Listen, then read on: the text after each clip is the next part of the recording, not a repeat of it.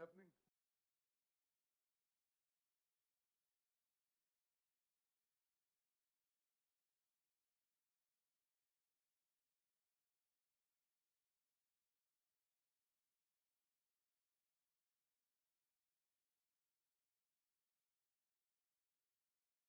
Trying to spread false information.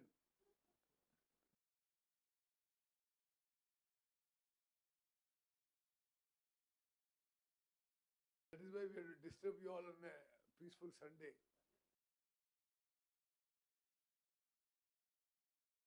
Anjaneyulu ఏమైతుంది అంత బాగా ఎవరి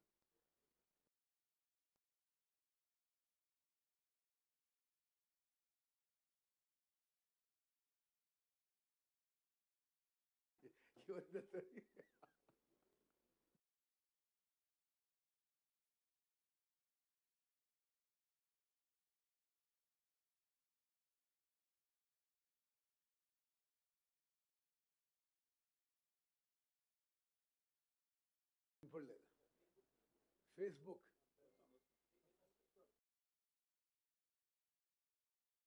my Facebook is now 20.6 lakhs. All of you should also follow because all my news is on the Facebook.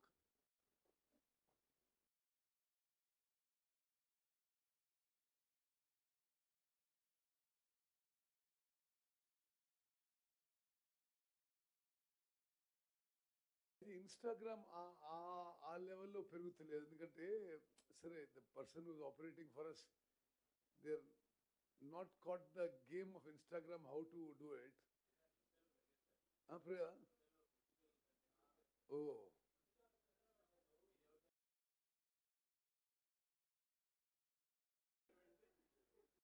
Insta కోసం అది చేయవలసిన లేదు కదా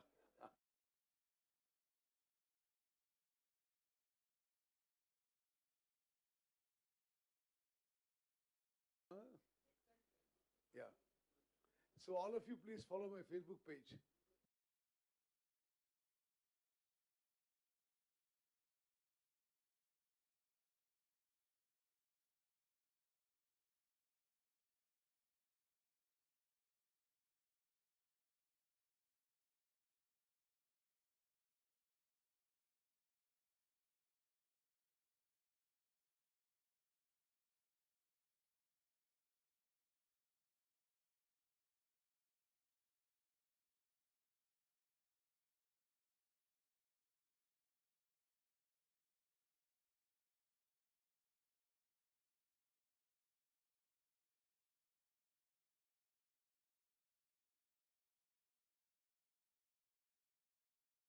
My TV channels ki just put the live off by about 5 minutes.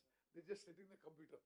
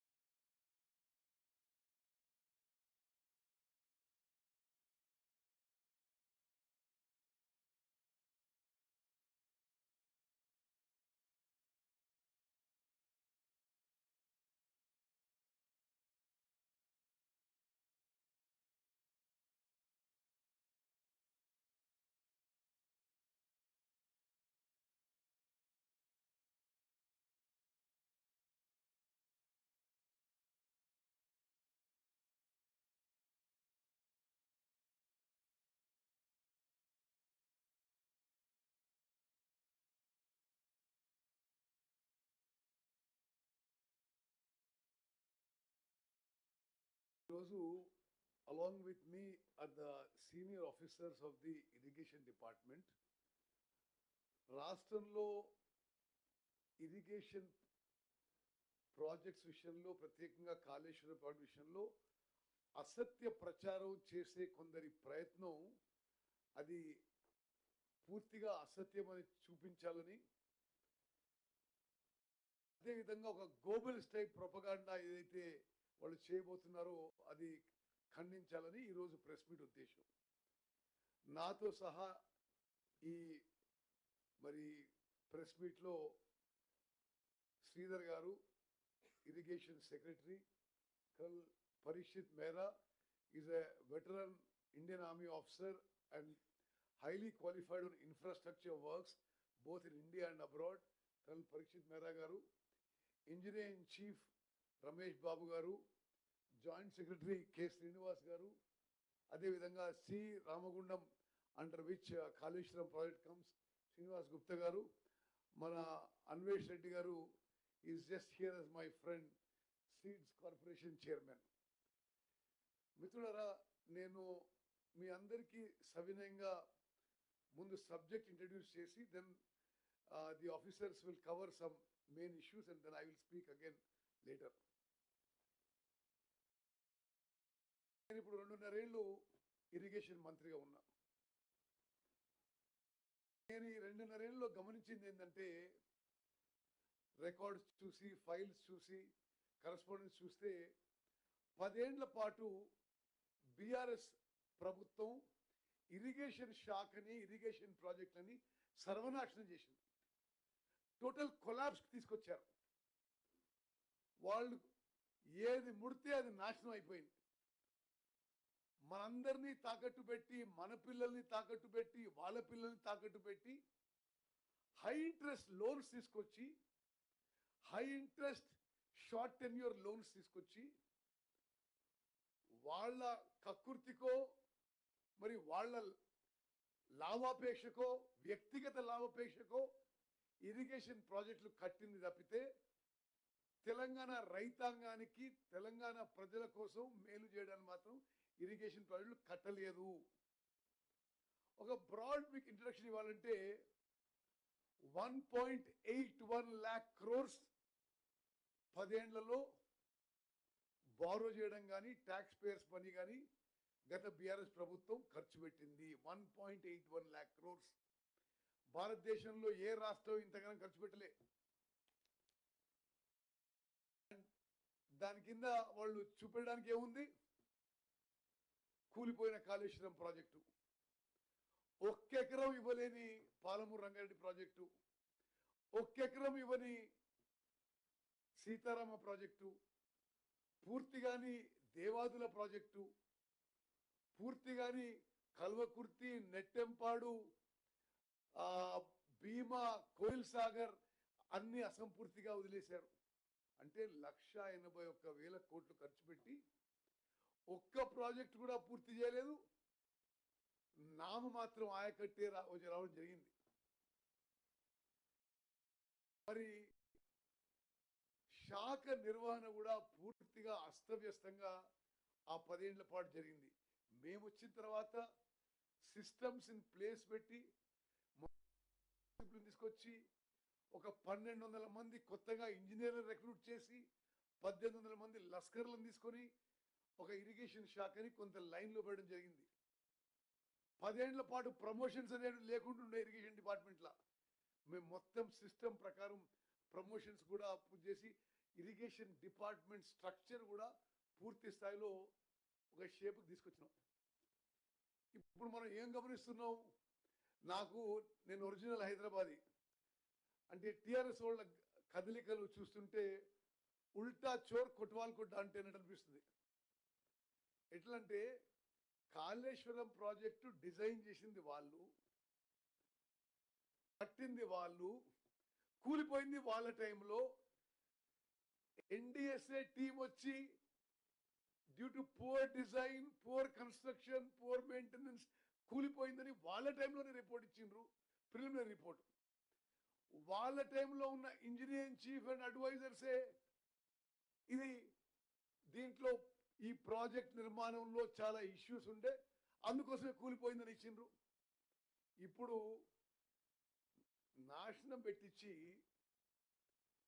ఇప్పుడేమో 10-15 రోజులకు ఒకసారి ఏదో మాట్లాడుతుంటారు. ఈరోజు మనిషి కన్నెపల్లి పంపోజ్ పోయి ఆ ప్రాణహిత నుంచి నీళ్లు చూపెట్టి అసలు మీరు ఈ పంపోజ్ ఆన్ చేసి ఆ నీళ్లు లిఫ్ట్ చేయంటారట. ఆ పెద్ద మనిషికి 10 ఏళ్ల పాటు వాళ్ళు కట్టిన ప్రాజెక్టులు సరిగ్గా కడితే తెలంగాణకి మరి ఈ రోజున్న దురదృష్ట పరిస్థితి రాకపోయేది. మీ వల్లనే ఇప్పుడు ప్రాణహిత ఆ నీళ్లు ఉపయోగించలేకపోతున్నాము. మీరు చేసిన తప్పిదాల వల్ల, మీరు చేసిన ఘోర తప్పిదాల వల్లనే ఈరోజు మేడిగడ్డ, అన్నారం, సుందిర్ల బ్యారేజీలు ఉపయోగం లేకుండా పోయినాయి. నేను ఓన్లీ 1 or 2 బేసిక్ పాయింట్ చెప్తా. The engineers will give you the more details. చాలా స్పష్టంగా ఆ 3 బ్యారేజీల్లో ఉపయోగించిన సీకెంట్ పైల్ ఫౌండేషన్ డిఫెక్టివ్ గా ఉంది.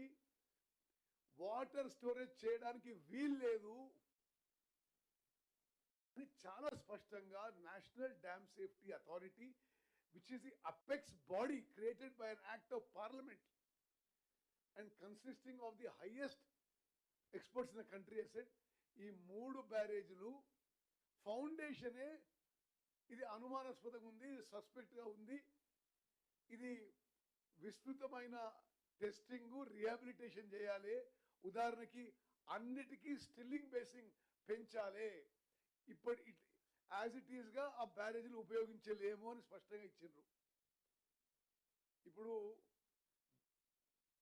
జాతీయ అంతర్జాతీయ ఎక్స్పర్ట్స్ ఏమో బ్యారేజ్ ఉపయోగించలేము, కూలిపోతుండొచ్చు. ఉదాహరణకి మేడిగడ్డ బ్యారేజ్ కూలిపోతే కింద 44 ఊర్లు కొట్టుకపోతాయి, భద్రాచలం టౌన్ కొట్టుకపోతుంది, భద్రాచలం గుడి కొట్టుకపోతుంది. అందుకోసమే 3 బ్యారేజీలు కూడా గేట్లు పైకెత్తి allow free flow of the river అని చెప్పి వాళ్ళు చెప్తే మరి కొద్దిగా కల్వకుంట్ల తారక రామారావు గారి కంటే కొంత వాళ్ళకి ఎక్కువ నాలెడ్జ్ ఉందని మేము అనుకుంటున్నాం. ఈ నేషనల్ డ్యామ్ సేఫ్టీ అథారిటీ వాళ్ళకి వాటర్ ఇప్పుడు ఇంపౌండ్ చేయడానికి వీలు లేదు, స్టోరేజ్ చేయడానికి వీలు లేదు, అది దానికి ఫౌండేషన్ డిఫెక్టివ్ గా ఉందని చెప్పి స్పష్టంగా లిఖితపూర్వకంగా ఇచ్చిపోయినారు. మరి ఆ విషయంలో సుదీర్ఘంగా ఇప్పుడు ఇంజనీర్లు ఏదైతే స్టడీ చేసిండో వాళ్ళు ఎక్స్ప్లెయిన్ చేస్తారు. ఫస్ట్ ఘోర తప్పిదం వాళ్ళ కక్కుర్తికి తుమ్మడి ఎట్టి దగ్గర కట్టాల్సిన ప్రాజెక్టు మేడిగడ్డకి షిఫ్ట్ చేసి తెలంగాణకి శాశ్వతంగా నష్టం చేసింది, అన్యాయం చేసిండ్రు, ద్రోహం చేసిండ్రు. 38,000 కోట్లకి 16 లక్షల కిలోమీటర్లకి ఇప్పటి వరకు పూర్తి అయిపోయి ఉత్తర తెలంగాణ సస్యశ్యామలం అయ్యేది. ఆ ప్రాజెక్టుని మేడిగడ్డకి షిఫ్ట్ చేసి నార్త్ తెలంగాణ రైతులందరికీ, నార్త్ తెలంగాణ ప్రజలందరికీ ద్రోహం చేసింది, అన్యాయం చేసింది బీఆర్ఎస్ పార్టీ, బీఆర్ఎస్ ప్రభుత్వం చెప్పి ఖరాఖండిగా నేను చెప్తున్నా. కేవలం ఎక్కువ పైసలు ఖర్చు పెడితే ఎక్కువ కమిషన్ వస్తుంది, ఆ ప్రాజెక్టు పూర్తి చేస్తే కాంగ్రెస్ వాళ్ళకి పేరు వస్తుందని చెప్పి తుమ్మడేటి నుంచి మేడిగడ్డకి షిఫ్ట్ చేసిండ్రు. ఎంత ఖర్చు పెట్టింది తుమ్మడేటి మీద? 38,000 కోట్లలో సుమారు 11,000 కోట్లు ఖర్చు పెట్టిండ్రు. అంటే 33% కట్టిన తర్వాత ఆ ప్రాజెక్టుకి నేషనల్ స్టేటస్ ఇవ్వమని చెప్పి ఆనాటి ముఖ్యమంత్రి కల్వకుంట్ల చంద్రశేఖరరావు కేంద్ర ప్రభుత్వం రాసిన తర్వాత అనాలోచితంగా అసలు పూర్తిగా ఒక రాంగ్ డెసిషన్ తీసుకొని తుమ్మడేటికి నుంచి మేడిగడ్డకి షిఫ్ట్ చేసి తెలంగాణకి తీవ్రమైన అన్యాయం, ద్రోహం చేయడం జరిగింది. ఈరోజు వస్తున్న అన్ని పరిణామాలు కూడా ఆ నిర్ణయంతోనే ఇది అంతా కొంత ప్రాబ్లంలో పోతున్నాం. అది మేము చెప్పిన విషయం కాదు. ఇది నేషనల్ డ్యామ్ సేఫ్టీ అథారిటీ కానీ, justice PC Ghosh supreme court judge చెప్పిన విషయం కానీ, అక్కడికి వెళ్ళి షిఫ్ట్ చేయడం ఇది ఘోర తప్పిదం అని చెప్పి చాలా స్పష్టంగా లిఖితపూర్వకంగా రిపోర్ట్ ఇవ్వడం జరిగింది. మరి ఇప్పుడు ఈ విషయాలలో నేను కొంత మరి ముందు జాయింట్ సెక్రటరీ శ్రీనివాస్ గారు కొంత స్లైడ్స్ ద్వారా ఎక్స్ప్లెయిన్ చేస్తారు. నేను మధ్య మధ్యలో ఇంటర్వ్యూ అయితే ఆ తర్వాత కొన్ని విషయాలు పరీక్షిత్ మేరా మరి వారు ఇప్పుడు కూడా ఇండియన్ ఆర్మీలో సర్వింగ్ ఆఫీసర్ వారు కూడా ఎక్స్ప్లెయిన్ చేస్తారు. ఒక 30 to 40 minutes ఓపిక్గా మీరు గమనించాలని చెప్పి మీకు నా సవినయ విజ్ఞప్తి.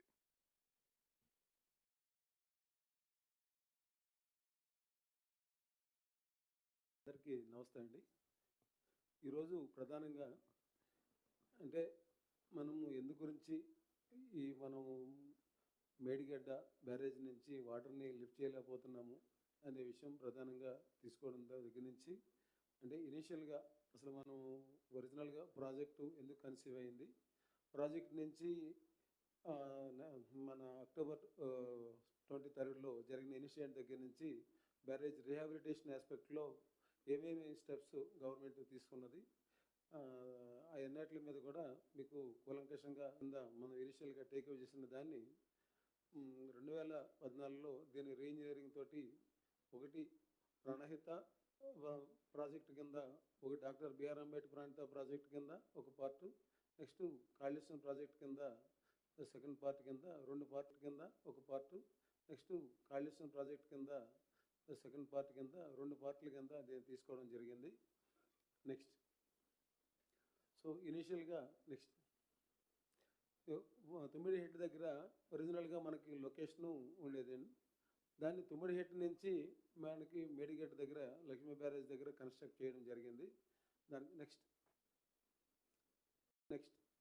మనకేంటంటే మెయిన్గా ఫస్ట్ తీసుకున్నప్పుడు ఆ షిఫ్ట్ చేయడానికి రీజన్స్ ఫస్ట్ థింగ్ ఏంటంటే వాటర్ అవైలబిలిటీ అక్కడ తక్కువగా ఉందని ఒక point, second Chaparala wild life sanctuary ఏదైతే ఉన్నదో దాంట్లో మనకి ఎన్ఓసి రావడానికి కొద్దిగా ఇబ్బంది అవుతుందన్నది ఒకటి, నెక్స్ట్ సబ్మర్జెన్సీ విషయం. ఈ 3 విషయాలు ప్రధానంగా ఉండడంతో ఆ టైంలో ఇక్కడికి షిఫ్ట్ చేసి ఈ కాళేశ్వరం ప్రాజెక్ట్ని బ్యారేజ్ని ఇక్కడి నుంచి ప్రణాళిక వచ్చినటువంటి వాటర్ మీద డిపెండ్ అయ్యి మనకి ఈ మేడిగడ్డ దగ్గర బ్యారేజ్ కన్స్ట్రక్ట్ చేసి రివర్స్ పంపింగ్ కాన్సెప్ట్తో మేడిగడ్డ బ్యారేజ్, నెక్స్ట్ మేడిగడ్డ, అన్నారం, సుందేళ్ల, తర్వాత ఎల్లంపల్లి బ్యారేజెస్కి లిఫ్ట్ల ద్వారా బ్యాక్కి వాటర్ని లిఫ్ట్ చేయడానికి ప్రధానంగా ఇది తీసుకోవడం జరిగింది.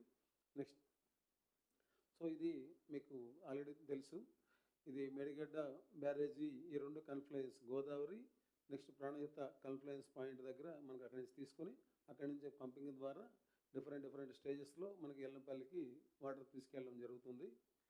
నెక్స్ట్ ఒక నిమిషం ఆ స్లైడ్ ఉండని దయచేసి విలేకరు మిత్రులు ఈ స్లైడ్ అర్థం చేసుకోవాలి. ఎందుకంటే వాళ్ళు మాట్లాడేది ఎంత ఫూలిష్గా ఉందో. ఇప్పుడు టిఆర్ఎస్ లీడర్స్ ఇది పైనుంచి వచ్చేది ప్రాణహిత నది, కింద లెఫ్ట్ నుంచి వచ్చేది గోదావరి నది. ఇప్పుడు గోదావరి నదిలో నీళ్లు లేవు, కొంత వరద వస్తుంది పైనుంచి ప్రాణహిత నది నుంచి. ప్రాణహిత నది వచ్చి ఓన్లీ మేడిగడ్డ బ్యారేజ్ కాడికి నీళ్లు వస్తున్నాయి. అన్నారం అండ్ సుందిల బ్యారేజ్కి గోదావరి నుంచి నీళ్లు వస్తలేవు. అయితే ఈ కన్నెపల్లి పంప్ హౌస్ ఎక్కడుంది? ఆ పిహెచ్ అని పర్పుల్ కలర్ ఉంది చూడండి మీరు, వేద marker. Okay, see you look at pH అని పిహెచ్ అవుపడుతుందా? ఓకే, ఆ మేడిగడ్డ బ్యారేజ్ కంటే కొంత ముందు పిహెచ్ అని పంప్ హౌస్ అది ఇప్పుడు వీళ్ళు వాళ్ళు పోయింది అక్కడికి, వైలెట్ కలర్లో ఉంది కన్నేపల్లి పంప్ హౌస్. వాళ్ళు ఏమంటారు? అది ఆన్ చేయి నీళ్ళు అంటున్నారు. ఇక్కడ ప్రాణహిత చేవెళ్ళ ప్రాణహిత నీళ్లతో కోసం. వాస్తవం ఏంటంటే ఇది ఆన్ చేస్తే నీళ్లు అన్నారం బ్యారేజ్కి పంపు చేయాలి. Annaram barrage foundation is suspect, అనుమానాస్పదం. ఈ సీకండ్ పైల్ ఫౌండేషన్ ఇది ప్రాపర్గా లేదు, ఇక్కడ నీళ్లు స్టోరేజ్ చేసుకోలేము అని స్పష్టంగా ఎన్డిఎస్ఏ 1-10 సార్లు రాసిచ్చిండ్రు. మళ్ళీ అన్నారం నుంచి సుందిలకు లిఫ్ట్ చేయాలి. సుందిల బ్యారేజ్ కూడా అదే సేమ్ సీకండ్ పైల్ ఫౌండేషన్ ఉంది, ఇది కూడా సస్పెక్ట్ ఉంది, వాడలేమని చెప్పి ఎన్డిఎస్ఏ రాసిచ్చిండ్రు. మరి ఇప్పుడు ఆ పంప్ హౌస్ నుంచి నీళ్లు లిఫ్ట్ చేసి ఎక్కడ తీసుకుపోవాలి? ఆ పంప్ హౌస్ నుంచి నేరుగా లిఫ్ట్ చేసి, అంటే వాళ్ళు సరిగ్గా కట్టి ఉంటే ఉపయోగించడంలో మాకేం అభ్యంతరం లేదు. వాళ్ళు కట్టిన డిజైన్ లోపంలో ఆ పంప్ హౌస్ నుంచి అన్నారంకి లిఫ్ట్ చేయాలి, అన్నారం నుంచి సుందిళ్ళకి లిఫ్ట్ చేయాలి, సుందిళ్ళ నుంచి ఎల్లంపల్లికి లిఫ్ట్ చేయాలి, ఎల్లంపల్లి నుంచి ఉపయోగించుకోవాలి. ఇప్పుడు అన్నారం బ్యారేజ్ ఉపయోగించుకునే పరిస్థితి లేదు, సుందిల ఉపయోగించుకునే పరిస్థితి లేదు. ఆ లెవెల్ ఈ బ్యారేజీలు మేడిగడ్డ కానీ, అన్నారం కానీ, సుందిల కానీ ఇప్పుడు గేట్లు దింపే పరిస్థితి లేదు. గేట్లు దింపంది నీకు ఆ లెవెల్ రాదు, ఆ పంపింగ్ లెవెల్ రాదు. అది కూడా ఎక్స్ప్లెయిన్ చేస్తారు. వీళ్ళేదో పోయి ఆడ ప్రాణి నీళ్ళు చూపెట్టి ఈ పంప్ హౌస్ ఆన్ చేయంటే అసలు మీరు సరిగ్గట్టుంటే ప్రాజెక్టు ఈ పరిస్థితి దాపరించకపోయేది, అంతా బాగానే ఉండేది. దయచేసి ఈ డయాగ్రామ్ మీద మీరు అర్థం చేసుకోవాలని చెప్పి మనం రిక్వెస్ట్ చేస్తున్నాం. Okay, next. సో ఫస్ట్ ఇనీషియల్గా మనకి ఈ లెఫ్ట్ సైడ్ చూస్తే ఒరిజినల్ స్కోప్ ప్రాణహిత ప్రాజెక్ట్ అన్నది మనకి ఇనీషియల్గా 160 TMC ఆఫ్ వాటర్ని డైవర్ట్ చేసి 16.43 lakh acres మనం ఇరిగేట్ చేయడం గురించి అది ఇనీషియల్గా 38,500 crores తోటి మనకి ఎస్టిమేట్ ఇనీషియల్ తయారు చేయడం జరిగింది. దాని మీద 11,679 crores 2016 వరకు ఎక్స్పెండిచర్ అయిందండి. నెక్స్ట్ దాన్ని మనము రీఇంజనీరింగ్ అయిన తర్వాత ఏదైతే న్యూ బ్యారేజెస్ మనం టేకప్ చేసి దాని ద్వారా కాళేశ్వరం ప్రాజెక్టు అనేది మనం ఏదైతే కన్సీవ్ చేసుకున్నామో దీని ప్రకారంగా నియర్లీ 19.63 lakh acres ఒరిజినల్ ఆయకట్టు, అలాగే 18.82 lakh acres స్టెబిలైజేషన్ కింద టేకప్ చేద్దామని చెప్పేసి ఉద్దేశంతో దీన్ని టేకప్ చేయడం జరిగింది. సో ఇదేంటంటే ఒరిజినల్గా దీనికి మనకి 2022లో కాగ్ ఇచ్చినటువంటి ఇనిషియల్గా 80,000 crores మనకి అప్రాక్సిమేట్గా ఎస్టిమేషన్ ఉన్నది. అంటే ఎందుకంటే డిఫరెంట్ జీవోస్ ఇవ్వడం జరిగింది దానికి. సో ఈ 1.27 lakh crores మనకి కాగ్ 2022లో ఉన్నది. అది ఇంకా మనకు ఐకట్ జనరేట్ చేసి ఈ ఉన్న ప్రాజెక్ట్ అన్ని కంప్లీట్ చేయడానికి ఇంకా కొంత సబ్సిక్వెంట్గా అవుతుంది. అయితే దీని మీద మనకి పవర్ ఛార్జెస్ కింద రికరింగ్ ఎవ్రీ ఇయర్ కూడా మనకి నియర్లీ 10,000 crores వరకు మనకి ఎక్స్పెండిచర్ వస్తుంది. అదేవిధంగా మనకి ఇది అడిషనల్ టీఎంసీ మనకి ఒక బర్డెన్ కింద ఏముందంటే ఒక ఇష్యూ ఎలా ఉన్నదంటే అడిషనల్ టీఎంసీ తీసుకోవడం వల్ల నియర్లీ 30,000 crores కూడా దీంట్లో మనకి ఎక్స్పెండిచర్ అయ్యింది. నెక్స్ట్ అడిషనల్ మ్యాండేట్ కింద. సో ఒరిజినల్గా మనకి ఈ డిపిఆర్ఎఫ్ ఒరిజినల్గా 2017లో కాళేశ్వరం ప్రాజెక్టు డిపిఆర్ సబ్మిట్ చేయడం జరిగింది. అడ్మినిస్ట్రేషన్ అప్రూవల్ అన్నది ఒరిజినల్గా 2016లోనే ఇవ్వడం జరిగింది. అంటే ఇక్కడ 2016లో మనం డిపిఆర్ అడ్మినిస్ట్రేటివ్ అప్రూవల్ ఇచ్చిన తర్వాత మనకి డిపిఆర్ కాళేశ్వరం ప్రాజెక్ట్ అన్నది సబ్మిట్ చేయడం అన్నది జరిగింది. అలాగే టెక్నికల్ అడ్వైజరీ కమిటీ మనకి 6/6/2018 నాడు మనకి మన 136 టెక్నికల్ అడ్వైజరీ కమిటీ మీటింగ్లో క్లియరెన్స్ ఇవ్వడం జరిగింది.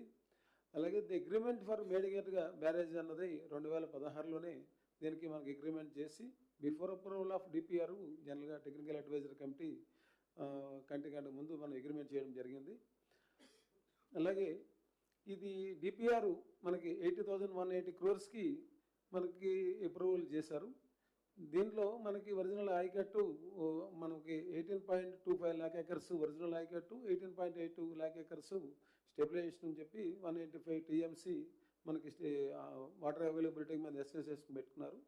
వెరాజ్ యాక్చువల్గా దాని తర్వాత సబ్సిక్వెంట్గా 2022లో 1.27 lakh acres ఎక్స్పెండిచరు అయింది అని చెప్పేసి కాగ్ రిపోర్ట్ వచ్చింది. ఇంకా మనకి వర్క్ ఈజ్ ఇన్ ప్రోగ్రెస్లో ఉన్నది. Next Just go back once. దీనికంటే కూడా సైడ్ ఒక ముందుకు పోండి. అంటే మీడియా మిత్రులకి నేను ఒక మధ్యలో just highlight some issues.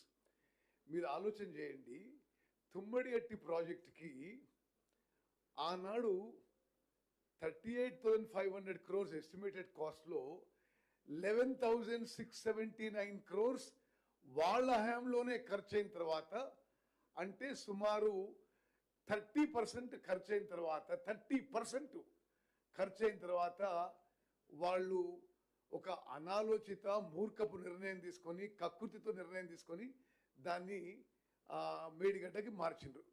After spending 11,679 crores, which is 30% of the project. అచ్చా, ఇప్పుడు దానికి ఏంటిది? కంట్రోల్ అండ్ ఆడిటర్ జనరల్ 2022లోనే ఈ ప్రాజెక్ట్ ఇప్పుడు పూర్తి కావాలంటే 1,27,000 crores కావాలని చెప్పి సిఏజీ చెప్పడం జరిగింది. అది 22లో. ఇప్పుడు కాళేశ్వరం ప్రాజెక్ట్ పూర్తి కావడానికి అట్లీస్ట్ 1.5 lakh crores అవుతుంది. అసలు 38,000 కోట్లలో అయిపోయే ప్రాజెక్టుకి 1,50,000 కోట్లకు తీసుకొచ్చి ఇంత దుర్మార్గపు ఆలోచన చేసిన వాళ్ళని ఏ విధంగా శిక్షించారో తెలంగాణ ప్రజలు నిర్ణయించాలి. అదే ఆ 1,00,000 కోట్లు వృధా కాకుండా ఉంటే పాలమూరు రంగారెడ్డి, కల్వకుర్తి, నెట్టెంపాడు, కోయిల్ సాగర్, భీమా, ఎస్ఎల్బిసి, డిండి, సీతారామసాగర్, గౌరవెల్లి, దేవాదుల అన్ని ప్రాజెక్టులకి ఇదే మనీ ఈ ఆర్థిక వనరులతో మొత్తం తెలంగాణలో సస్యశ్యామలం అయిపోయేది. వాళ్ళు తీసుకున్న నిర్ణయంతో తెలంగాణ ఎప్పటికీ ఇబ్బంది పడే పరిస్థితి వచ్చిన విషయం దయచేసి మీరు గమనించాలి. మీ ద్వారా యావత్ తెలంగాణ ప్రజలు గమనించాలని చెప్పి నేను మనం చేస్తున్నా. నెక్స్ట్ అదేవిధంగా తీసుకో బ్యాక్. అదేవిధంగా మీరు ఆలోచన చేయండి, వీళ్ళు DPR central water commission DPR పరిశీలన చేయకముందే, అంటే ఎంత కకృతంగా కాంట్రాక్టర్లతో ఇలా అరేంజ్మెంట్ ఏందో కానీ, DPR central water commission approval 2018లో వస్తుంది. వీళ్ళు 2016లోనే కాంట్రాక్టర్లతోని ఒప్పందం చేసుకొని ఏమేం జరగాలో జరిగిపోయినాయి. అది దయచేసి అది గమనించాలి. అదేవిధంగా వాళ్ళు ఏం రాసిండ్రు ఆ డిపిఆర్లో, 18 లక్షల ఎకరాలు కొత్త ఆయకట్టు, 18 లక్షల స్టెబిలైజేషన్. నేను మీకు ఒకటే విషయం చెప్తున్నా, ఇది చాలా ఇంపార్టెంట్ విషయం, మీరు హైలైట్ చేయాలి. మేము అధికారంలో వచ్చింది December 7, 2023. ఈ మేడిగడ్డ బ్యారేజ్ కొలాప్స్ అయిపోయింది అక్టోబర్ 2023లో. అంటే మేము అధికారంలో వచ్చిన తర్వాత ఒక్క చుక్క నీళ్లు కూడా మేడిగడ్డ అన్నారం సుద్దిల బ్యారేజ్ నుంచి ఉపయోగించలేదు. మేము అధికారం వచ్చిన తర్వాత మేడిగడ్డ ఏదైతే వాడు కాళేశ్వరం ప్రాజెక్ట్ గుండెకాయ అన్నారో ఒక్క చుక్క కూడా మేడిగడ్డ అన్నారం సుందర నుంచి ఉపయోగించలేదు. ఉపయోగించకున్నా వాళ్ళ హయాంలో కంటే ఎక్కువ వ్యవసాయ విస్తీర్ణం, ఎక్కువ వరి పంట, భారతదేశంలోనే నెంబర్ 1 ప్రొడక్షన్, ఎక్కువ వరి కొనుగోలు చేసింది మా కాంగ్రెస్ ప్రభుత్వం అని చెప్పి నేను ఇది మీకు హైలైట్ చేస్తున్నా. అంటే ఇదంతా పచ్చి అబద్ధం, బూటకం, వాళ్ళు ఒక ప్రొపగండా టైప్ చేస్తూ వచ్చిన విషయం కూడా నేను మనం చేస్తున్నా. Okay, next you can continue. ఇది మనకి ఈ రెండు ప్రాణిత చేవల ప్రాజెక్టు, కాళేశ్వరం ప్రాజెక్టు రెండు కనుక ఈ పవర్ కంపేర్ చేసుకుంటే కనుక, అంటే లిఫ్టింగ్ ఆఫ్ వాటర్ విషయంలో కానీ పవర్ కన్జంప్షన్లో కానీ తీసుకుంటే మనకి ప్రాణిత చేవల్లో 483 మీటర్స్ మనము వాటర్ టోటల్గా, అంటే స్టార్టింగ్ పాయింట్ నుంచి చివరి పాయింట్ దాకా 483 మీటర్స్ హైట్ లిఫ్ట్ చేయడం జరుగుతుంది. అది వేరే కాళేశ్వరం ప్రాజెక్ట్ దగ్గరకు వచ్చేటప్పటికి 530 మీటర్స్ మనం వాటర్ లిఫ్ట్ చేస్తాం. అలాగే టోటల్ పవర్ డిమాండ్ వచ్చి ప్రాణిత చేవల్లో 3466 మెగావాట్స్ ఉంటుంది. కాళేశ్వరం దగ్గరకు వచ్చేటప్పటికి 8450 మెగావాట్స్ మనకి పవర్ కన్జంప్షన్ ఉంటుంది. Next next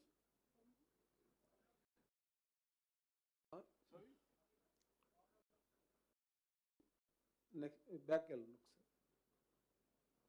back.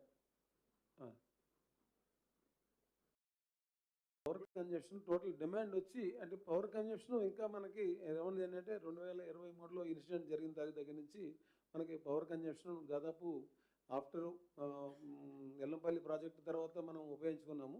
ఆ డీటెయిల్స్ సెపరేట్గా మనం మళ్ళీ తీసుకోవచ్చు. ఇది పవర్ డిమాండ్ అయితే మనకి 8450 మెగావాట్స్ అన్నది క్యాలిక్యులేట్ చేయడం జరిగింది. పవర్ ఎక్స్పెండిచర్ ఛార్జెస్ సెపరేట్గా తీసుకుంటాం. మీకు ఇంకొక విషయం చెప్పాలి, అది కంట్రోల్ అండ్ ఆడిటర్ జనరల్ రిపోర్ట్లో ఉంది. వాళ్ళు కాళేశ్వరం ప్రాజెక్ట్ని ఎంత గొప్పగా డిజైన్ చేశారంటే, మొత్తం కాళేశ్వరం ప్రాజెక్టు పూర్తి స్థాయిలో పనిచేస్తున్నప్పుడు మొత్తం తెలంగాణ రాష్ట్రంలో పవర్ కన్జంప్షన్ ఎంత ఉంటుందో కాళేశ్వరం ప్రాజెక్ట్ అంత ఉంటుందని చెప్పి ఇది సిఏజీ రిపోర్ట్లో పేర్కొన్నారు. నెక్స్ట్ గోడ్. అదేవిధంగా ఇది మన ఈ రెండు ప్రాణహిత చేవెళ్ళ ప్రాజెక్ట్కి కాళేశ్వరం ప్రాజెక్ట్కి కంపారిజన్ తీసుకుంటే ఒరిజినల్ కాస్ట్ యాక్చువల్గా ప్రాణహిత చేవెళ్ళది 70,875 crores ఉండి ఆర్ఈ వచ్చేటప్పటికి 38,500 crores అయింది. ఇది ఒరిజినల్గా కాళేశ్వరం ప్రాజెక్ట్ వచ్చి 80,180 crores నుంచి 2022లో 1,27,000 crores ఈ రివైజ్డ్ కాస్ట్ అయింది. ఇంకా బ్యాలెన్స్ కాస్ట్ ఇంకా అప్రాక్సిమేట్గా ఒక 30,000 crores దాకా అవడానికి అవకాశం ఉన్నది. అలాగే ఎక్స్పెండిచర్ ఇంతవరకు మనకి కాళేశ్వరం మనకి ప్రాణహిత చేవెళ్ళ ప్రాజెక్ట్ తీసుకుంటే 11,679 crores ఎక్స్పెండిచర్ అయిందండి. ఇప్పుడు యాజ్ ఆఫ్ నౌ కాళేశ్వరం ప్రాజెక్టుకు ఇంతకు మనకి స్టేట్గా కానీ మన లోన్ కాంపనెంట్ తీసుకుంటే 93,878 crores మనకి టోటల్ ఎక్స్పెండిచర్ మనకి కనపడుతుంది. అలాగే ఒరిజినల్ ఆయకట్టు రెండింటికి డిఫరెన్స్ తీసుకుంటే 16.4 lakh acres ఏమో ప్రాణహిత చేవెళ్ళది, అలాగే 19.63 lakh acres ఒరిజినల్ ఆయకట్టు 19.63 కాళేశ్వరం ప్రాజెక్ట్కి కంటెంప్లేట్ చేయడం జరిగింది. అలాగే స్టెబిలైజేషన్ ఆస్పెక్ట్లో 18.85 lakh acres ప్రాణహిత చేవెళ్ళ కింద మన కాళేశ్వరం ప్రాజెక్ట్ కింద తీసుకున్నారు. సో ఇప్పుడు ఏంటంటే ఇవన్నీ మనం కంపేర్ చేస్తున్నాము రెండో ప్రాజెక్టులకి కూడా కలిపి. ఈ electricity required for the Pranahita ప్రాజెక్ట్కి వచ్చి 8,700 million units ఉంటే అలాగే కాళేశ్వరం ప్రాజెక్ట్ వచ్చేటప్పటికి 13,702 million units రిక్వైర్మెంట్ అవసరం పడుతుంది మనకి ఎడిషనల్ టీఎంస్ తోటి కూడా కలుపుకొని. నెక్స్ట్ సో మెయిన్గా మన డిస్కషన్ అంతా కూడా ఈరోజు మనము అంటే ఎందు గురించి వాటర్ మనం లిఫ్ట్ చేయలేకపోతున్నాం అన్న దాని గురించి మన మినిస్ట్రేట్ దగ్గర అంటే బ్యారేజ్ ఈ సింక్ అయింది, బ్యారేజ్ బ్లాక్ 7లో ఈ పిఆర్ 20 సింక్ అయిన దగ్గర నుంచి కనుక ఇప్పుడు దాకా జరిగినటువంటి ప్రతి ఇన్సిడెంట్లని తీసుకుని అంటే గవర్నమెంట్ ఏ విధంగా ముందుకెళ్ళింది, ఎంతవరకు అయిందన్న దాని మీద మీకు డీటెయిల్గా ఎక్స్ప్లెయిన్ చేయడం జరుగుతుంది. నెక్స్ట్ సో దీనికి యాక్చువల్గా మీకు ఈ సైలెంట్ ఫీచర్స్ ఈ బ్యారేజ్ గురించి ఎందు గురించి మీకు ఎక్స్ప్లెయిన్ చేయాల్సి వస్తుందంటే యాక్చువల్గా కింద మీకు minimum pumping head Medigadda barrage దగ్గరకు వచ్చేటప్పటికి మనకి 5 meters మినిమం పంపింగ్ హ్యాండ్ ఉండాలి. అలాగే అన్నారం దగ్గరకు వచ్చేటప్పటికి 10.5 meters ఉండాలి. సుందిన దగ్గరకు వచ్చేటప్పటికి 8.5 meters ఉండాలి. అయితే ఇప్పుడు మనము ఈ రోజున మనం పంపు మేడిగడ్డ బ్యారేజ్ దగ్గర మనం లిఫ్ట్ చేయాలి అని చెప్పినట్టుగా అంటే మనకి నియర్లీ మినిమం హెడ్ వచ్చి 5 meters హైట్ ఉండాలి. ఒకవేళ మనం సార్ ఇందాక ఆల్రెడీ డీటెయిల్గానే ఎక్స్ప్లెయిన్ చేశారు. దానికి ఎక్స్ప్లెయిన్ చేసిన దాని ప్రకారంగా మనం ఒకవేళ మేడిగడ్డ నుంచి మనం లిఫ్ట్ చేసి అన్నారంలో చేసినా అన్నారం నుంచి సుందర్లు వేసినా కూడా ఈ అన్ని గేట్స్ అన్ని కూడా యాజ్ పర్ ఎన్డిఎస్ఏ రిపోర్ట్ ప్రకారంగా ఓపెన్ కండిషన్లో ఉండడం వలన మనకి లిఫ్ట్ చేయడం వల్ల మనకి దాని వలన ఉపయోగం అయితే లేదు. చేసినా కూడా అది వృధా తప్పించి మనం చేయడానికి అవకాశం కాదని చెప్పేసి ఆల్రెడీ ఆనరబుల్ మంత్రి గారు ఇందాక చెప్పడం జరిగింది. నెక్స్ట్ మెయిన్ మీకు మేడిగడ్డ బ్యారేజ్లో ఏదైతే మీకు రెడ్ కలర్లో మార్క్ చేసి చూపించడం జరిగిందండి అది ఏంటంటే బ్లాక్ 7 మొత్తం టోటల్గా 8 blocks ఉన్నాయి. దీంట్లో 8 blocks లో 7th blocksలో మేజర్ ఎఫెక్ట్ అయింది మనకి ఈ 16, 17, 18, 19, 20, 21 మొత్తం ఏంటంటే ఈ పిల్లర్లన్నీ కూడా టోటల్గా బ్లాక్ 7లో టోటల్గా అన్నీ కూడా మనకి ఎఫెక్ట్ అయినటువంటిది ఉన్నది. ఎందుకంటే మనకి ఎన్డిఎస్ఏ ఇచ్చినటువంటి నెక్స్ట్ మీకు డయాగ్రామ్లో కూడా చూపించడం జరుగుతుంది. ఎన్డిఎస్ఏ ఇచ్చినటువంటి రిపోర్ట్లో కనుక చూస్తే కనుక ఆ సీపేజ్ ఫ్లో అన్నది ఏ విధంగా వెళ్ళింది అన్నది మీకు నెక్స్ట్ దాంట్లో కనబడుతుంది. నెక్స్ట్ సో మెయిన్ మనం క్రొనాలజీ ఈవెంట్స్ కనుక తీసుకుంటే ఇన్సిడెంట్ జరిగిన దగ్గర నుంచి మనకి అంటే బ్యారేజ్ కన్స్ట్రక్ట్ చేసిన దగ్గర నుంచి ఇప్పుడు ఇన్సిడెంట్ జరిగిన వరకు మనం తీసుకుంటే ఇది 1/3/2016 నాడు మనకి అడ్మినిస్ట్రేటివ్ అప్రూవల్ ఇవ్వడం జరిగింది. అలాగే 21/6/2019 నాడు అప్పుడు దాదాపు ఆనరబుల్ చీఫ్ మినిస్టర్ గారు ఇనాగ్రేట్ చేయడం జరిగింది.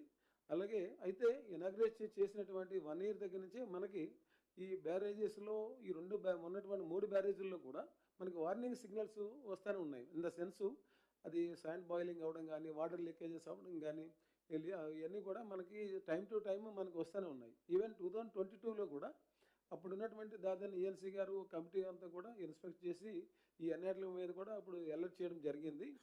అది దాన్ని ఇమీడియట్గా అప్పుడు ఉన్నటువంటి పరిస్థితుల్లో ఓఎండం చేయకపోవడం వలన ప్రాపర్గా అటెండ్ అవ్వకపోవడం వలన మనకి 21/10/2023 నాడు ఈ మన బ్లాక్ 7లో 20 అన్నది పియర్ కుంగడం జరిగింది.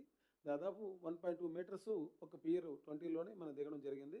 సబ్సిక్వెంట్గా అటు ఇటు ఉన్నటువంటి పిల్లర్లు కూడా మొరర్లెస్ అంతా అటు ఇటు వేరియేషన్లో మొత్తం టోటల్గా ఆ బ్లాక్ రాఫ్ట్ కింద మొత్తం సెటిల్ అవ్వడం జరిగింది. నెక్స్ట్ ఒక నిమిషం చూడండి, మీడియా మిత్రులకు నేను హైలైట్ చేసుకున్నా పాయింట్ 2 చూడండి. Warning signals include Medigadda barrage కట్టినప్పటి సందే అంటే 3 బ్యారేజెస్లో కూడా ఈ ప్రాబ్లం ఉండేది. కట్టిన కొన్ని రోజులకే ఈ సీపేజ్ కావడము, డిస్లొకేషన్ కావడము, శాండ్ బాయిలింగ్ కావడం ఒకటే అప్పటి నుంచే గమనిస్తూ వస్తున్నారు. అన్ని రికార్డులో ఉన్నాయి. ఆ ఏజెన్సీలకి ఇంజనీర్లకి కరెస్పాండెన్స్ ఉంది, ప్రభుత్వానికి కూడా రాసిండ్రు. అది మొత్తము ఆ కరెస్పాండెన్స్ మొత్తము ఆనాటి ప్రభుత్వంలో ఉన్న పెద్ద మనుషులు ఇగ్నోర్ చేసిండ్రు, అసలు పట్టించుకోలే. రెండోది, ఆ విధంగా బ్యారేజ్లను ఉపయోగించుకోకూడదు, ఇంత వాటర్ స్టోరేజ్ చేయకూడదు అని కింది లెవెల్ ఇంజనీర్లు అనేక మార్లు ఆ పైకి ఆ రిపోర్ట్ పంపించినా అది ఆ వాటర్ స్టోరేజ్ తగ్గలేదు. చివరికి మేడిగడ్డ బ్యారేజ్ కొలాప్స్ అయినాకనే ఆ వాటరు దాని నుంచి తీసేయడం జరిగింది. అంటే ఇది ఇంత ఘోర తప్పిదం చేసి, ఇంత నెగ్లిజెన్సు, ఇంత నిర్లక్ష్యము, ఇంత క్రిమినల్ నెగ్లిజెన్స్తోని వాళ్ళ వల్ల ఈ బ్యారేజ్ కొలాప్స్ అయిపోయి ఈరోజు వాళ్ళు పెద్ద పెద్ద మాటలు మాట్లాడుతుంటుంది, హాస్యాస్పదం. Next so first site inspection అంటే ఇమీడియట్గా జరిగిన వెంటనే అప్పుడున్నటువంటి సిడిఓ గారు ఇన్స్పెక్షన్ చేయడం జరిగింది. అలాగే ఎన్డిఎస్ఏ ఒక దాదాపు 6 మెంబర్స్ వచ్చి నెక్స్ట్ వాళ్ళు కూడా మనకి ఒక 2 days ఉండి ఇన్స్పెక్షన్ చేసి దానికి స్టడీ చేయడం జరిగింది. దాని తర్వాత డ్యామ్ సేఫ్టీ రివ్యూ ప్యానెల్ వాళ్ళు కూడా టీం కూడా ఇంక్లూడింగ్ సిడబ్ల్యూసి కానీ వాళ్ళ టీం మెంబర్స్ అందరూ కూడా 28/10/23 నాడు ఇన్స్పెక్షన్ చేసి అలాంగ్ విత్ ఈఎన్సీ ఓఎన్ఎం గారు ఇన్స్పెక్షన్ చేసి గవర్నమెంట్కి ఇమీడియట్గా రిపోర్ట్ ఇవ్వడం కూడా జరిగింది. నెక్స్ట్ ఒక నిమిషం, ఇది కూడా మీరు గమనించాలి. Just go back. ఇప్పుడు వాళ్ళు ఉన్నప్పుడే, అంటే మేము వచ్చినాక ఎన్డిఎస్ఏ టీం అది ఇది అంటుంటారు. వాళ్ళు ఉన్నప్పుడే NDSA 6 member committee led by member disaster and resilience NDSA visited on 24th October 2023 and examined the reasons. Discussions held with ENC General, site inspected on 24th. Final discussions with INCAD, LNT, SDC on 25th at Hyderabad.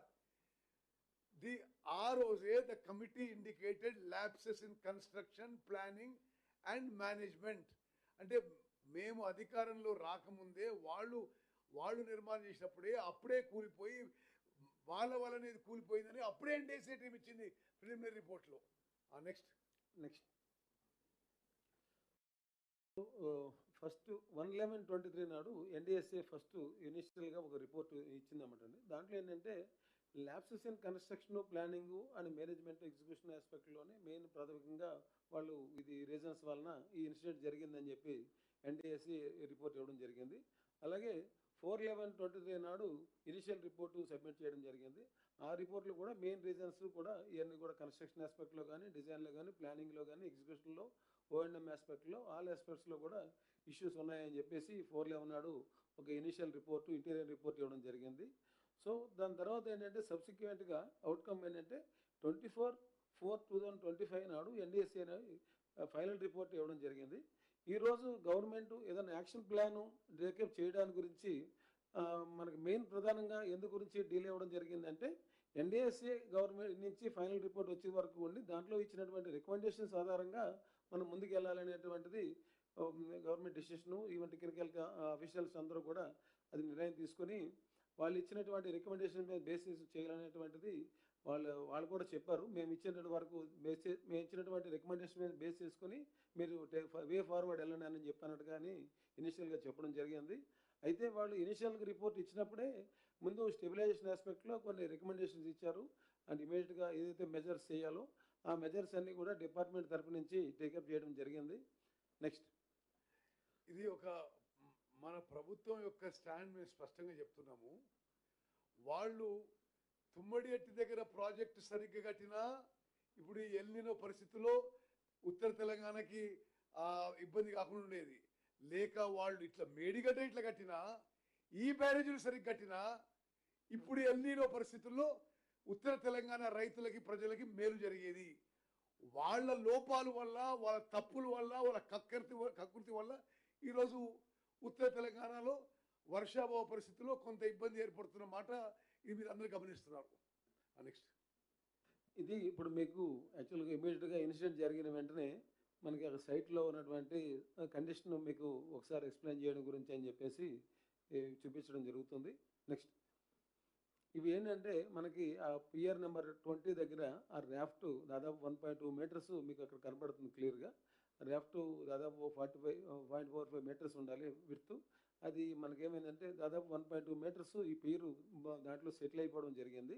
అంటే ఇక్కడ raft settle అయ్యింది అని చెప్పినట్టుగా అంటే ఒక 20th pillar ఒకటే కాకుండా ఇటు లెఫ్ట్ సైడ్ బ్లాక్ 7లో ఉన్నటువంటి 21 పిల్లర్ గానీ, దానికి ఆనుకున్నటువంటి 19, దాని తర్వాత 18, 17, 16 ఈ అన్ని పిల్లర్లు కూడా మనకి ఈ సెటిల్ అవ్వడం జరిగింది. దీనికి సెటిల్ అవ్వడానికి ప్రధానమైన కారణము అంటే మనకి అప్పుడున్నటువంటి ఇంజినీర్లు గానీ, సీనియర్స్ ఇంజినీర్లు గానీ, ఈ ఎన్ఎస్సి గానీ, ఎన్ఎస్ఎస్ చేసింది ఏంటంటే అండర్‌మైనింగ్ ఆఫ్ వాటర్ బీనీత్ ద ఈ రాఫ్ట్ ఫౌండేషన్ ఇవన్నీ కూడా సీపేజ్ అవ్వడంతోటి ఇది జరిగిందన్నది అప్పుడు ప్రాథమికంగా అప్పుడు చెప్పడం జరిగింది.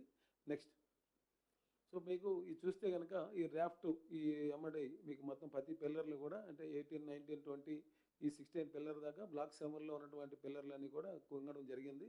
నెక్స్ట్ ఇది మీకు పియర్స్‌లో ఉన్న ఆ పియర్స్‌కి ఉన్నటువంటి అలాంగ్ ద అక్రాస్ ద ఆ గేట్స్ తోటి మీకు క్రాక్స్ టోటల్‌గా ఏంటంటే ఒక పియరు ఇలాగ క్రాక్ కింద విడిపోయినట్టు అయిపోయింది.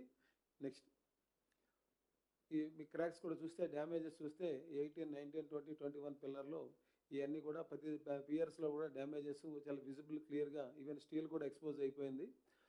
నెక్స్ట్ సో ఇమ్మీడియట్‌గా కొత్తగా గవర్నమెంట్ వచ్చిన వెంటనే ఒక 2 మంత్స్‌లో ఇప్పుడున్నటువంటి ప్రజెంట్ ఆనరబుల్ సీఎం గారు అలాగే మంత్రివర్యులు మొత్తం అందరూ టీం అందరూ కూడా ఇప్పుడున్నటువంటి మిగతా మంత్రివర్యులు కూడా ఆ రోజు విజిట్ చేసి సైట్లో స్వయంగా పరిశీలించి ఇది ఎలా జరిగింది, ఎలా చేయాలన్న దాని మీద ఇమీడియట్‌గా డిస్కషన్ కూడా చేయడం జరిగింది. నెక్స్ట్ సో మీకు ఇది చూస్తే ఏంటంటే ఇవన్నీ కూడా ఏంటంటే యాప్రాన్స్ ఎంత డ్యామేజ్ అయినది అప్పుడు ఆ యొక్క వెలాసిటీకి ఎప్పుడున్నటువంటి డ్యామేజ్ యొక్క బ్లాక్స్ సీసీ బ్లాక్స్ కూడా మీకు డిస్లోకేట్ అయ్యి వెళ్ళిపోవడం జరిగింది. సబ్సిక్వెంట్గా అన్నారం బ్యారేజ్లోను తర్వాత వీటిల్లోనూ సుందేల్లో కూడా కొన్ని చోట్ల రిపేర్లు చేశారు, మళ్ళీ రిజిస్టర్ చేశారు. కానీ చేసినా కూడా మళ్ళీ అగైన్ ఆ యొక్క ఫోర్స్కి అంటే సఫిషియంట్ ఎప్రాన్ విడ్త్ థిక్నెస్ లేకపోవడం వలన మనకి డ్యామేజెస్ అన్నది ప్రస్ఫుటంగా మనకి కనబడుతున్నాయి. నెక్స్ట్ సో ఇవన్నీ కూడా డిస్లాజ్డ్ వాష్డ్ అవే సీసీ బ్లాక్స్ అండి. ఇమీడియట్గా అప్పుడు ఉన్నటువంటి సీసీ బ్లాక్స్ అన్నీ తర్వాత మళ్ళీ రిస్టోర్ చేశారు కానీ బట్ అక్కడ ఉన్నటువంటి ఎప్రాన్ లెంగ్త్ ఏదైతే ఉందో స్టిల్లింగ్ బేసిన్ కానీ సఫిషియంట్గా అప్పుడు ప్రొవైడ్ లేకపోవడం వలన ఇలా జరిగిందని చెప్పేసి సబ్సిక్వెంట్గా ఇచ్చినటువంటి ఎన్డిఆర్సి ఇచ్చినటువంటి రిపోర్ట్లో మనకి చెప్పడం జరిగింది. నెక్స్ట్ సో ఇవన్నీ కూడా పియర్ 20లో ఉన్నటువంటి క్రాక్స్ అండ్ ఇవన్నీ కూడా క్రాక్స్.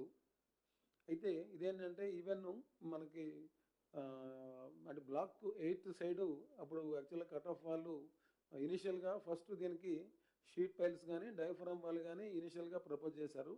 ప్రపోజ్ చేసినప్పుడు అప్పుడు ఉన్నటువంటి ఏజెన్సీ అప్పుడు షీట్ పైల్స్ ఇది అంటే ఇలా ఈ విధంగా ఫస్ట్ చేసి అది వెళ్ళకపోవడంతో దాని తర్వాత సబ్సిక్వెంట్గా సీకెంట్ పైల్స్ కింద మార్చడం జరిగింది. దానివల్ల కూడా ఏమైందంటే రివర్ మెండరింగ్ అయ్యి ఇది బ్లాక్ 7కి ఎఫెక్ట్ ఇచ్చింది అని చెప్పేసి అప్పుడున్నటువంటి ఎన్డిఎస్సి రిపోర్ట్లు కూడా ఈ విషయం మెన్షన్ చేశారు. నెక్స్ట్ సో ఈ తర్వాత ఏంటంటే ఏదైతే ఎన్డిఎస్ఏ ఫైనల్ రిపోర్టు ఏదైతే బేసిస్ అనుకుంటున్నామో ఈ రిపేర్లు వే ఫార్వర్డ్కి దాని మీద ఏం జరిగిందన్న దాని మీద మీకు మళ్ళీ ఎక్స్ప్లెయిన్ చేస్తామండి. నెక్స్ట్ సో ఇందాక మీకు చెప్పాను మీకు ఈ సిపేజ్ పాత్ అన్నది ఈ చూస్తే మీకు ఇటు 16 పిల్లర్ నుంచి చూసుకుంటే 16, 17, 18, 19, 20, 21 అంటే ఇది ఒక్క పిల్లర్కి సంబంధించింది కాదు, ఇది టోటల్ బ్లాక్కి సంబంధించింది, బ్లాక్ 7కి సంబంధించింది. సో దీని ఎఫెక్ట్ అన్నది ఏంటంటే అప్పుడు ఈ సీపేజ్ని అరెస్ట్ చేయడానికి నియర్లీ మోర్ దాన్ నాకు తెలుసుకోండి అరౌండ్ 10,000 శాండ్ బ్యాగ్స్ ఇది దాంట్లో వేయడం జరిగింది ఆ సీపేజ్ని అరెస్ట్ చేయడం గురించి. సో ఆ సీపేజ్లో మనం దాన్ని ఇమీడియట్గా అరెస్ట్ చేయడం గురించి శాండ్ బ్యాగ్స్ తోటి ఇమీడియట్గా ట్రీట్మెంట్ చేసి తోటి అది రెస్ట్ అయ్యి అది సెటిల్ అయ్యి ప్రస్తుతానికి ఆగి ఉన్నది. సో దీని మీద కాంప్రహెన్సివ్గా ఇప్పుడు మనం ఎఫెక్టివ్గా చేస్తేనే కానీ దీని మీద ముందుకు వెళ్ళలేని పరిస్థితి. నెక్స్ట్ సో మీకు ఇది చూస్తే ఈ సీకెంట్ పైల్స్ గురించి ఇందాక మీకు చెప్పాను. యాక్చువల్గా అండర్మైనింగ్ ఆఫ్ శాండ్ అంటే ఏదైతే వాటర్ మనకి వెళ్ళిందన్న దానికి మీరు చూస్తే ఈ పొడుగ్గా మీకు కనపడుతున్నది సీకెంట్ పైల్స్. ఈ సీకెంట్ పైల్స్లో మీకు ఫస్ట్ ఇనిషియల్గా ఆ సీకెంట్ పైల్స్ యొక్క ఇంటిగ్రిటీ అంటే మనం సపోజ్ ఇలాగ మనం చూస్తే సీకెంట్ పైల్స్ ఒకటి మేల్ ఫీమేల్ లాగా వాటిని చేస్తారు. చేసినప్పుడు దాంట్లో ఏమాత్రం చిన్న గ్యాప్ వచ్చినా అది కింద నుంచి దాని cut off wall depth proper depth కనుక లేకపోయినా మీకు అది మూడో ఫిగర్ కనబడుతుంది.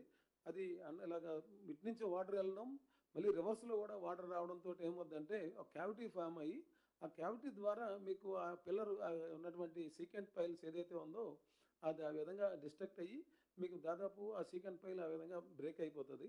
ఆ బ్రేక్ అయిపోవడంతో మీకు ఏమవుతుందంటే ఏదైతే ఇది సపోజ్ రాఫ్ట్ అనుకుంటే దీని కింద నుంచి వాటర్ ఫ్లో అన్నది జరిగి బ్రేక్ అవ్వడంతో మీకు ఆటోమేటిక్గా శాండ్ అన్న కరిగిపోవడంతో ఈ క్యావిటీ ఫామ్ అయ్యి ఈ రాఫ్ట్ అది మనం అనుకుంటే ఈ రాఫ్ట్ సెటిల్ అయిపోయింది అనమాట. ఈ సెటిల్ అయిపోవడంతో దీని మీద ఉన్నటువంటి పిల్లర్లన్నీ కూడా ఎఫెక్ట్ అవ్వడం జరిగింది. సో దీని మీద ఏంటంటే ఏదైనా చేయాలి అని చెప్పినట్టుగా అంటే ఒక పిల్లర్ 20 అని ఒకటి కాకుండా దీని మీద కాంప్రహెన్సివ్ స్టడీ చేయాల్సి వస్తుంది. ఈ విధంగా బ్లాక్స్ అని తీసుకుంటే ఒక 7th బ్లాక్ మీద అని కాకుండా అటు టోటల్ డ్యామ్ అంతా కూడా దీన్ని స్టడీ చేస్తేనే కానీ దీన్ని మనం ముందుకెళ్ళడానికి లేనటువంటి పరిస్థితి మనకి యాక్చువల్గా సైట్లో ఉన్నది. Next, so NDSA final report ఇచ్చిన దాంట్లో దాని కీ ఇష్యూస్ గురించి మంత్రివర్యులు చెప్తారు. సార్ ఇప్పుడు అంటే ఒకటి మీకు ఎందుకంటే వాళ్ళు అవతల పక్షాన్ని మాట్లాడేటోళ్ళు అడుగులుగా మాట్లాడుతున్నారు. ఎన్డిఎస్ఏ అంటే నేషనల్ డ్యామ్ సేఫ్టీ అథారిటీ. ఇప్పుడు న్యాయ వ్యవస్థకి సుప్రీంకోర్టు ఎట్లనో NDSA dams and barrages safety విషయంలో it is the apex body in the country. Parliament తయారు చేసిన చట్ట ప్రకారం ఫామ్ అయింది ఎన్డిఎస్ఏ. టిఆర్ఎస్ పార్టీ కూడా ఈ నేషనల్ డ్యామ్ సేఫ్టీ యాక్ట్కి పార్లమెంట్లో మద్దతు పలికింది. వారి ద్వారా ఏర్పాటు చేసిన నేషనల్ డ్యామ్ సేఫ్టీ అథారిటీ ఏంటంటే వాళ్ళ రిపోర్ట్లో ఏమన్నారు ఈ విషయంలో, ఏది ఈ మేడిగడ్డ అన్నారం సుందిల బ్యారేజ్ విషయంలో lack of proper geo technical investigation, సరిగ్గా చేయలేదు ఇన్వెస్టిగేషను, కన్స్ట్రక్షన్ డిఫెక్ట్స్ ఉన్నాయి, స్ట్రక్చరల్ డిస్ట్రెస్ ఉంది, ఆపరేషన్ అండ్ మెయింటెనెన్స్ ఫెయిలియర్స్. ఉదాహరణకి ఎట్లా ఓన్లీ ఫెయిలియర్స్, నీళ్లు పూర్తిగా నింపేసి రోజులు వారాలు నెలలు సంవత్సరాలు అసలు నీళ్లు తీయనే తీయలేదు. ఆ స్ట్రెస్ కింద కూడా కొంత డ్యామేజ్ అయిపోయింది.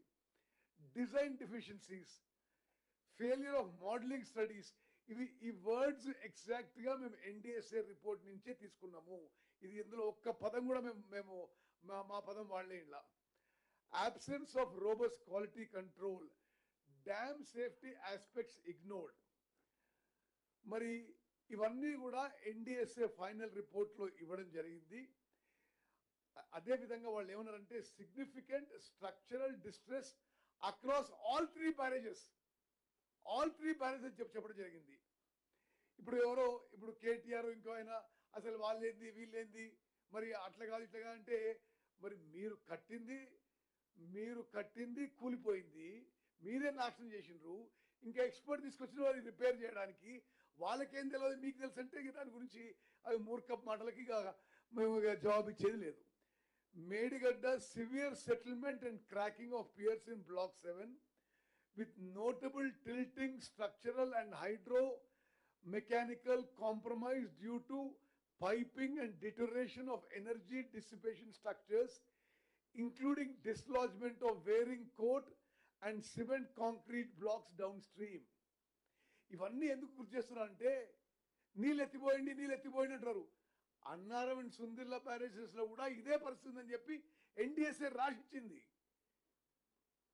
Okay, Annaram and Sundilla similar pattern of seepage stroke piping distress, ఇది ఎగ్జాక్ట్ ఎన్డిఎస్ఏ రిపోర్ట్ వర్డ్స్ ఇవి, including dislodgement of wearing coat and concrete blocks down stream.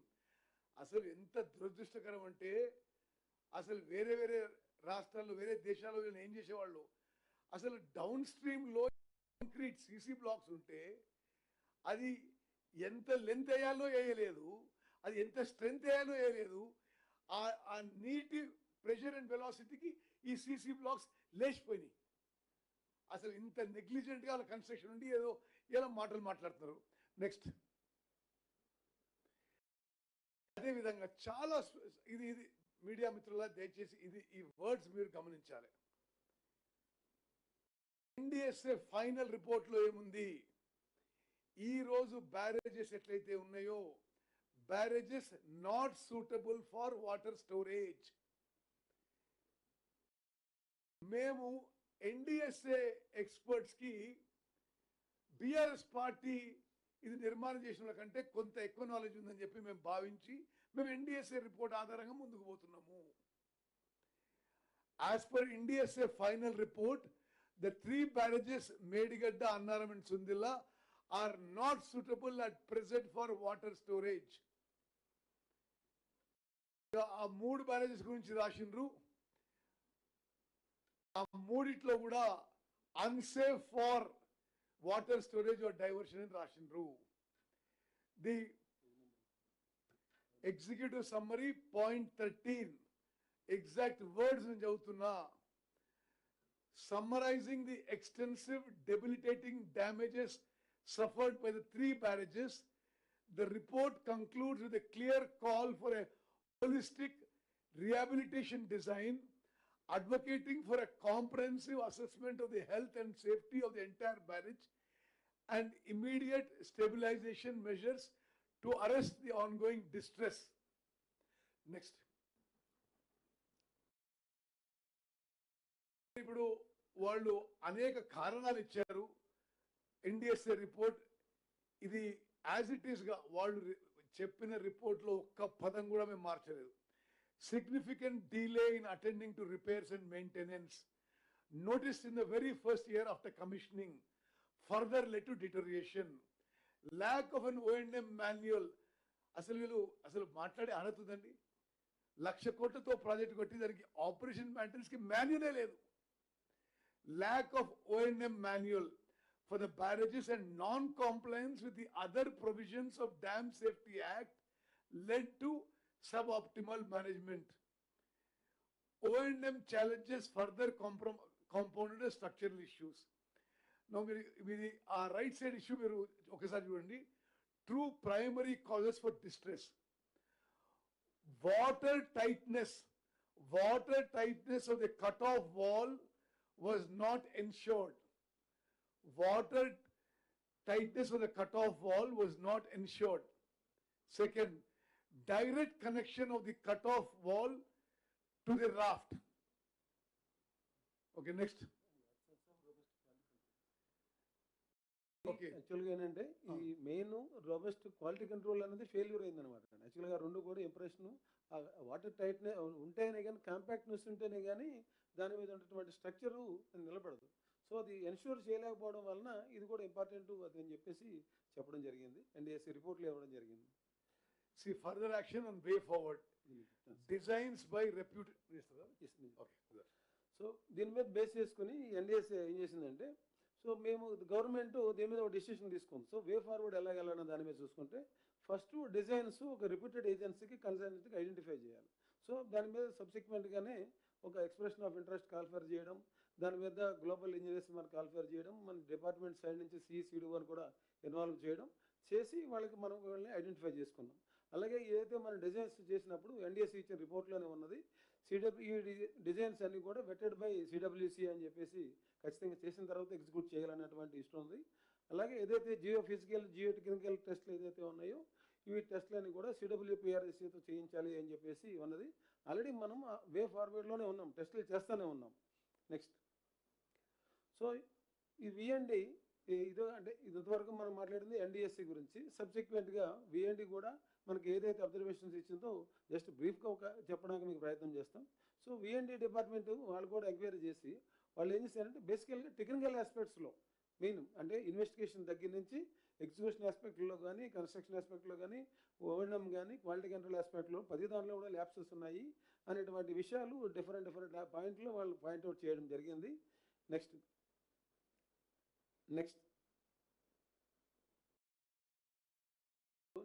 సబ్సిక్వెంట్గా judicial commission మన కమిషన్ ఆఫ్ ఎంక్వైరీ యాక్ట్ కింద ఈ judicial commission ఒకటి enquiry appointment చేయడం జరిగింది.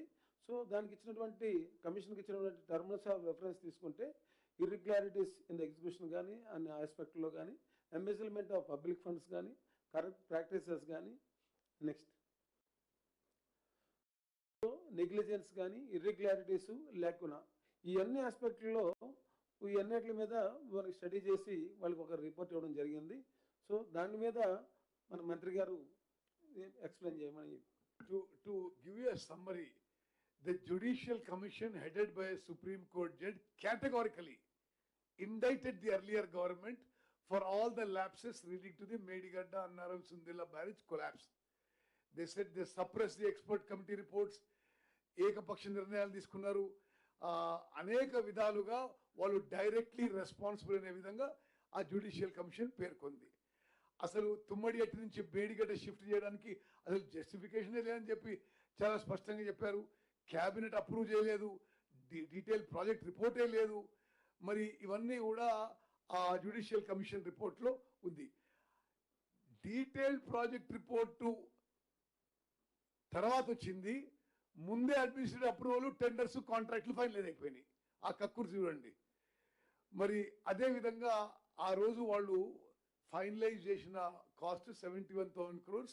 ఆనాటి ముఖ్యమంత్రి ప్రధానమంత్రికి రాసిన లేఖ.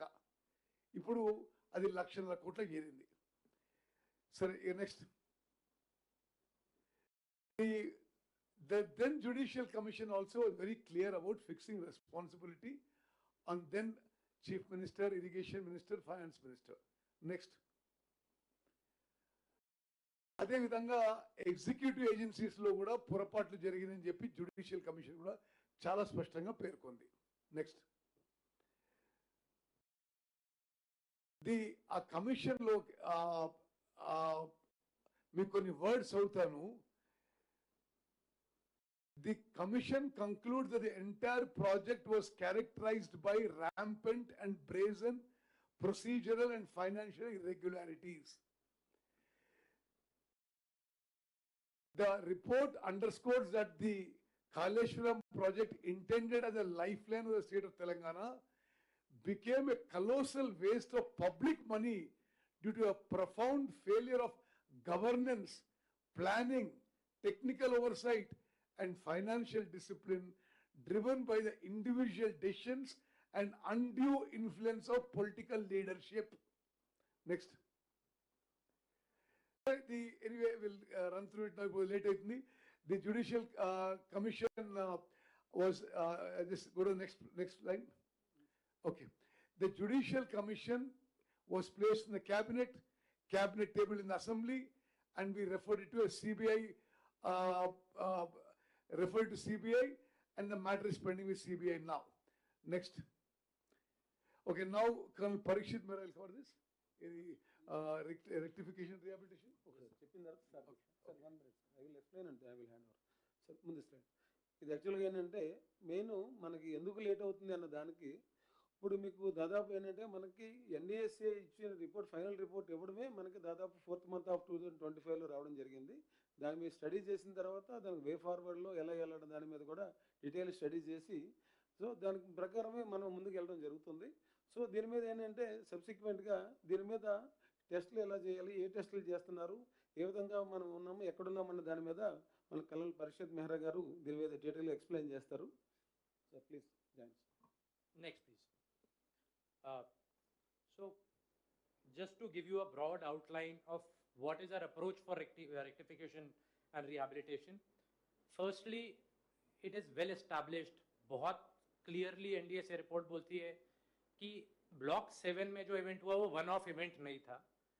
It can also happen in other barrages, can happen in other blocks also. And इसीलिए immediate advice was to take off the load. That means open the gates.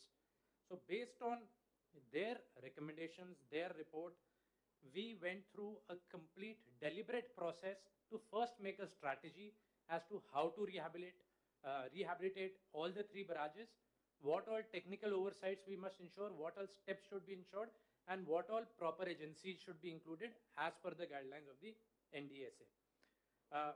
Just to understand from the slide that this rehabilitation is NDSA aligned, investigations are being carried out by CWPRS Pune.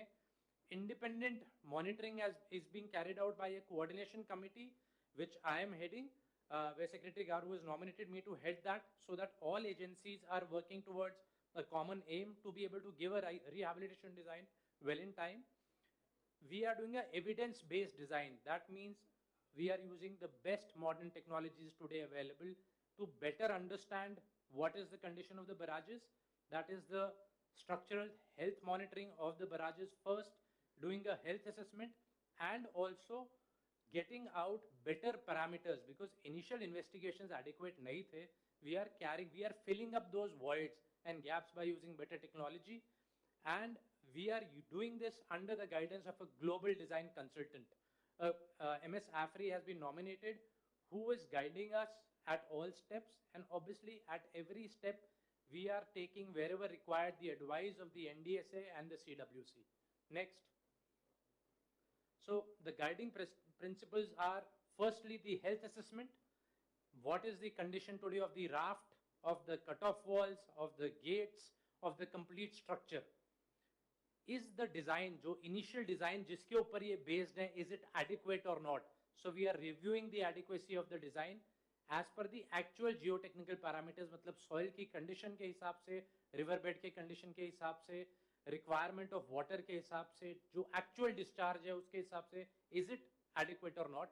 And obviously all of this is being done under, a kind of a vetting by the NDSA and CWC, so that just in case there are some mistakes or oversights by us, we also get advice from them. Next. So what we have done is we've taken a concrete action where MS AFRI has already been appointed. They have a joint venture with IIT Powai, because IIT Powai in Mumbai have the best hydrological engineers who are guiding this process. Next. Our approach is, as I said, the health assessment, the design inputs, and then giving out planning construction drawings, hopefully before the end of this monsoon, so that we can start our preliminary work and carry out the rehabilitation before the next monsoons. That is our aim. Next. What we are trying to do is, first, we are trying to find out, are the current cutoffs, secant pile cutoffs, adequate? One is, NDSA has established that they are damaged, but also is there depth enough as per the required hydrological parameters? Are there voids below the raft? Because water has passed from below the raft, are there voids inside, and kya ground stabilization further karne ki zarurat hai? Are the energy dissipation structures adequate? Which means, because it's rafts, in barrages ke upar se pani niche gir raha hai, वो पानी की speed की वजह से scarring होगी, वो scarring foundation को effect कर रही है, जिससे ब्लॉक 7 का कोलैप्स हुआ. तो हमारे जो एनर्जी डिसिपेशन स्ट्रक्चर्स हैं, विच इज हमारा जो स्टिलिंग बेसिन है या जो आगे के एप्रन्स हैं, आर दे एडिक्वेट और not? We have to check that by doing the modelling again, by doing the calculations again. And then we have to assess the seepage and piping paths. कहाँ पे seepage और piping हुआ है, ताकि वहाँ पे हम स्पेसिफिकली ग्राउंड इंप्रूवमेंट करें before we get the new energy dissipation structures in. Next. So हमने, to be able to do that, we are doing a series of tests. तो हमारे जो design requirement के task थे, हमने GPR, which is ground penetration radar, से हमने सारे तीनों raft scan किए. We also got actually 30 megahertz के GPRs, which can give us deeper depths, better accuracy. There are only 4 or 5 equipment like this in the country. We even got them. हमारे तीनों barrages के GPR tests have been completed. Then for better understanding of the actual conditions below, जिसके ऊपर ये rafts और जिसके ऊपर ये barrages बने हुए हैं, we carried out more number of about 100 boreholes, say 14 Medigata and about 25 each, 30 each in Annaram and Sundala, basically to understand the actual soil characteristics below. Initial boreholes were 30 to 35 meters depth, but we have done boreholes which have gone deep as much as 80 meters. इसके साथ साथ हमने Singareni Coleridge को located open cast mines हमने वो भी visit करी. उन्होंने 500 मीटर तक के भी बोरहोल्स करा रखे हैं टू अंडरस्टैंड कि गोदावरी बेसिन का एक्चुअल कंडीशन क्या है, सो दैट जब अब हम डिजाइन करें अपने कट ऑफ्स, वो cut offs actual geomechanical parameters को यूज करके एस्टैब्लिश हो. So we have carried out हमारे बोरहोल. करंटली हम जो हमको सैंपल्स मिले हैं उनकी लैब टेस्टिंग कर रहे हैं. Then is development of tail water rating curve. एक पैरामीटर है जिसके बेसिस पर हाइड्रोलिक स्टडी होती है. हमने इसको रिवर्क करा है. हमने एक्चुअली फ्रेश पूरी क्रॉस सेक्शंस की सर्वे करके CWPRS fresh tail water rating curves develop कर दी है उन्होंने already for Medigatta and Sundila. Annaram का is Medigatta and Annaram, Sundilika they are currently doing, and they have already developed a two-dimensional model so that हम study करके देख सकें कि actually gate operations के हिसाब से कैसे behavior होगा, कितनी energy होगी, कैसा energy dissipation structure चाहिए, so that we ensure कि एक deliberate design हम evolve कर सकें जिससे किसी भी operational condition में ये barrages properly functional रहे. So that has already been carried out or is being carried out. इसके साथ साथ modeling के साथ साथ हम computational fluid dynamics के analysis भी कर रहे हैं, which means हम इनके digital twins create कर रहे हैं. Digital twins से हम क्या कर सकते हैं कि हमको जो छोटे tweaks करने हैं design में वो भी check कर सकते हैं जो physical models में नहीं हो पाते हैं. So we are going ahead by doing that. We have carried out some tests like a cone penetration test which was not earlier carried out to understand the first 15-20 meters के parameters without disturbing them. तो undisturbed characterization भी कर रहे हैं so that अब हमारी understanding of the foundation of these barrages is much better than before. Obviously health assessment test के लिए हमने concrete के सारे NDT test complete कर लिए हैं, gates को भी हम retest कर रहे हैं तो वो कर रहे हैं. Yeah. And we will ensure कि हम planning drawings monsoons में issue कर लें और फिर आगे करें. ये मैं जनरली कवर कर चुका हूँ. नेक्स्ट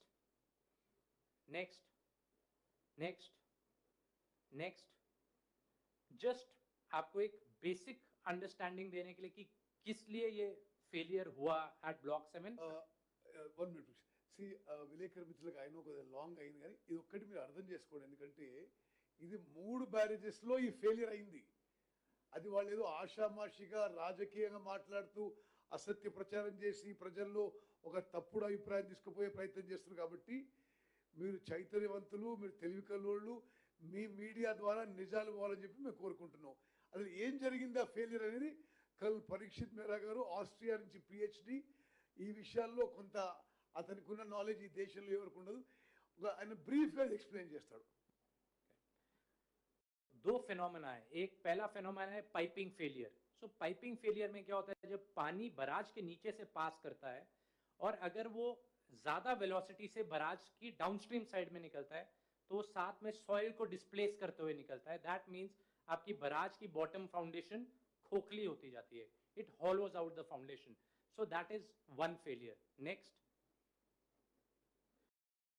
पाइपिंग फेलियर को प्रिवेंट करने के लिए हम क्या करते हैं, हम एक कट ऑफ वॉल्स बनाते हैं बराज के दोनों तरफ. आपको ये जो वॉल्स दिख रही हैं तीनों हमारी बराजेस में हैं. तो इससे ये जो पाथ होता है, पाथ लंबा हो जाता है, वेलोसिटी कम हो जाती है, स्ट्रेंथ कम होती है, तो पाइपिंग नहीं होगा. हाउएवर हमारे इन केसेस में क्या हुआ है, एज पर एनडीएसए रिपोर्ट, ये जो कट ऑफ्स हैं ये कट ऑफ्स कॉम्प्रोमाइज्ड हैं. सीकेंट पाइल कट ऑफ्स थे, क्वालिटी की वजह से, कंस्ट्रक्शन की वजह से इनके अंदर थे होल्स. ये पानी लंबे पाथ की जगह स्ट्रेट पाथ ले रहा है और उसकी वजह से आगे की सॉइल को डिस्प्लेस कर रहा है और हमारी नीचे फाउंडेशन खाली हो रही है. जो मैं आपको बता रहा हूँ, जीपीआर से वो वॉइड्स पिकअप कर रहे हैं. हम बिफोर रिहैबिलिटेशन उन वॉइड्स को ग्राउंड से फिल करेंगे. नेक्स्ट, जो दूसरा फेलियर है पाइपिंग फेलियर के अलावा, वो है हाइड्रोलिक जंप की वजह से फेलियर. क्योंकि पानी बराज के ऊपर से गिरेगा, जब वो ऊपर से नीचे गिरेगा तो एक एनर्जी के साथ गिरेगा. उसको एनर्जी को ट्रैप करने के लिए सबसे अच्छा क्या है कि नीचे हम एक पॉन्ड रखें पानी का ही, और उसके अंदर कुछ कोरुगेशंस बना के रखें ताकि जो पानी गिरे नीचे रिवर बेड को टच नहीं करे और वो एनर्जी डिसिपेट कर दे बिफोर रिवर के पास पानी जाए, ताकि रिवर की स्कारिंग नहीं हो. सो हमारे इस केस में जो नीचे ये स्ट्रक्चर होता है स्टिलिंग बेसिन, हमने ये देखा कि जब हमारी गेट क्रैक विड्थ ओपनिंग, मतलब गेट ओपनिंग कम होती है, पानी उस स्टिलिंग बेसिन के बाहर गिर रहा है. इसका मतलब वो डायरेक्टली जाके कंक्रीट ब्लॉक्स को, एप्रन को या रिवर बेड को टच कर रहा है, रिवर को स्कार कर रहा है और फिर वो प्रोग्रेसिवली हमारी बराजेस की फाउंडेशन के अंदर आ रहा है. सो पाइपिंग फेलियर और ये हाइड्रोलिक जंप की वजह से, एनर्जी डिसिपेशन स्ट्रक्चर्स एडिक्वेट नहीं होने की वजह से, इस कॉम्बिनेशन की वजह से दीज फेलियर्स हैव हैपेंड. अब हमको रिहैबिलिटेशन डिजाइन में इंश्योर करना है कि जब भी हम रिहैबिलिटेट करके वापस इसको ऑपरेट करें तब इसकी कोई गुंजाइश नहीं रहे. Next, so a barrage which has a proper stilling basin will, उसका थोड़ा लंबा स्टिलिंग बेसिन होगा, हम डीपन तो नहीं कर सकते, इसको एलोंगेट करने की ट्राई करेंगे एंड ट्राई करेंगे हमारे जो एप्रन के ब्लॉक्स हैं उसके साइज वगैरह बढ़ा के, ताकि हमारे ये फेलियर्स नहीं हो। नेक्स्ट, अभी जो हम एड्रेस करने की कोशिश कर रहे हैं, हम वो यही कर रहे हैं कि हमारी एडिक्वेट है कि नहीं हमारी कट ऑफ वॉल्स, इनकी हेल्थ क्या है, इनकी एडिक्वेट डेप्थ है कि नहीं, हमारे राफ्ट के नीचे कोई वॉइड्स हैं कि नहीं, और हमारे एनर्जी डिसिपेशन स्ट्रक्चर्स एडिक्वेट है कि नहीं। Next, just to show you photographically as to what all we have done, in the past 4 to 5 months and even before that, is these आप जो देख रहे हैं ये बोरहोल्स के हमने टेस्ट करे। एक slow please, just to tell you कि हमने तीनों बराजेस के अंदर अबाउट 100 बोरहोल्स किए हैं। इस स्ट्रेटा के अंदर इन बोरहोल्स को करना इजी नहीं था, बिकॉज एक तो ये इनंडेटेड सरफेस थी, फर्स्ट 15-20 मीटर्स में बहुत बार कोलैप्स हो रहा था, तो we increase the number of rigs, और हमने रात दिन काम करके ये बोरहोल्स कंप्लीट करके samples are already in the lab, इनकी लैब टेस्टिंग चल रही है। Next, just to show you कितना सैंड हमको रिमूव करना पड़ा है बोरहोल रिग्स को उस पॉइंट पे पहुंचाने के लिए जहां से हमको अच्छा डेटा मिले। नेक्स्ट, कहीं कहीं पे हमको कॉफर डैम्स बना के भी बोरहोल रिग्स को प्लेस करना पड़ा है। Next, just to show you कि कितना हमको स्मॉल एक्सेस रूट्स या कॉफर डैम्स पे एफर्ट करना पड़ा ये करने के लिए, but we carried it out. Next,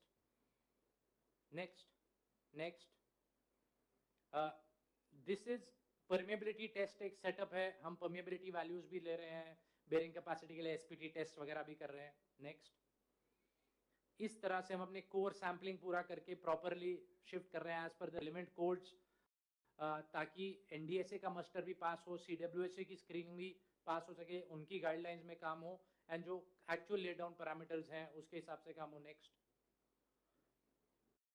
then बहुत सारे कॉफर डैम्स हमको क्रिएट करना पड़े, बिकॉज इतना पानी था, इन पानी को डीवाटर करके इसके ऊपर जीपीआर चलाने हैं, जीपीआर को कॉन्टैक्ट चाहिए, ऑब्वियसली नाइट शिफ्ट्स में बहुत काम हुआ है। Next, this kind of coffer dams have been created because there is water inundated around the screen. Next,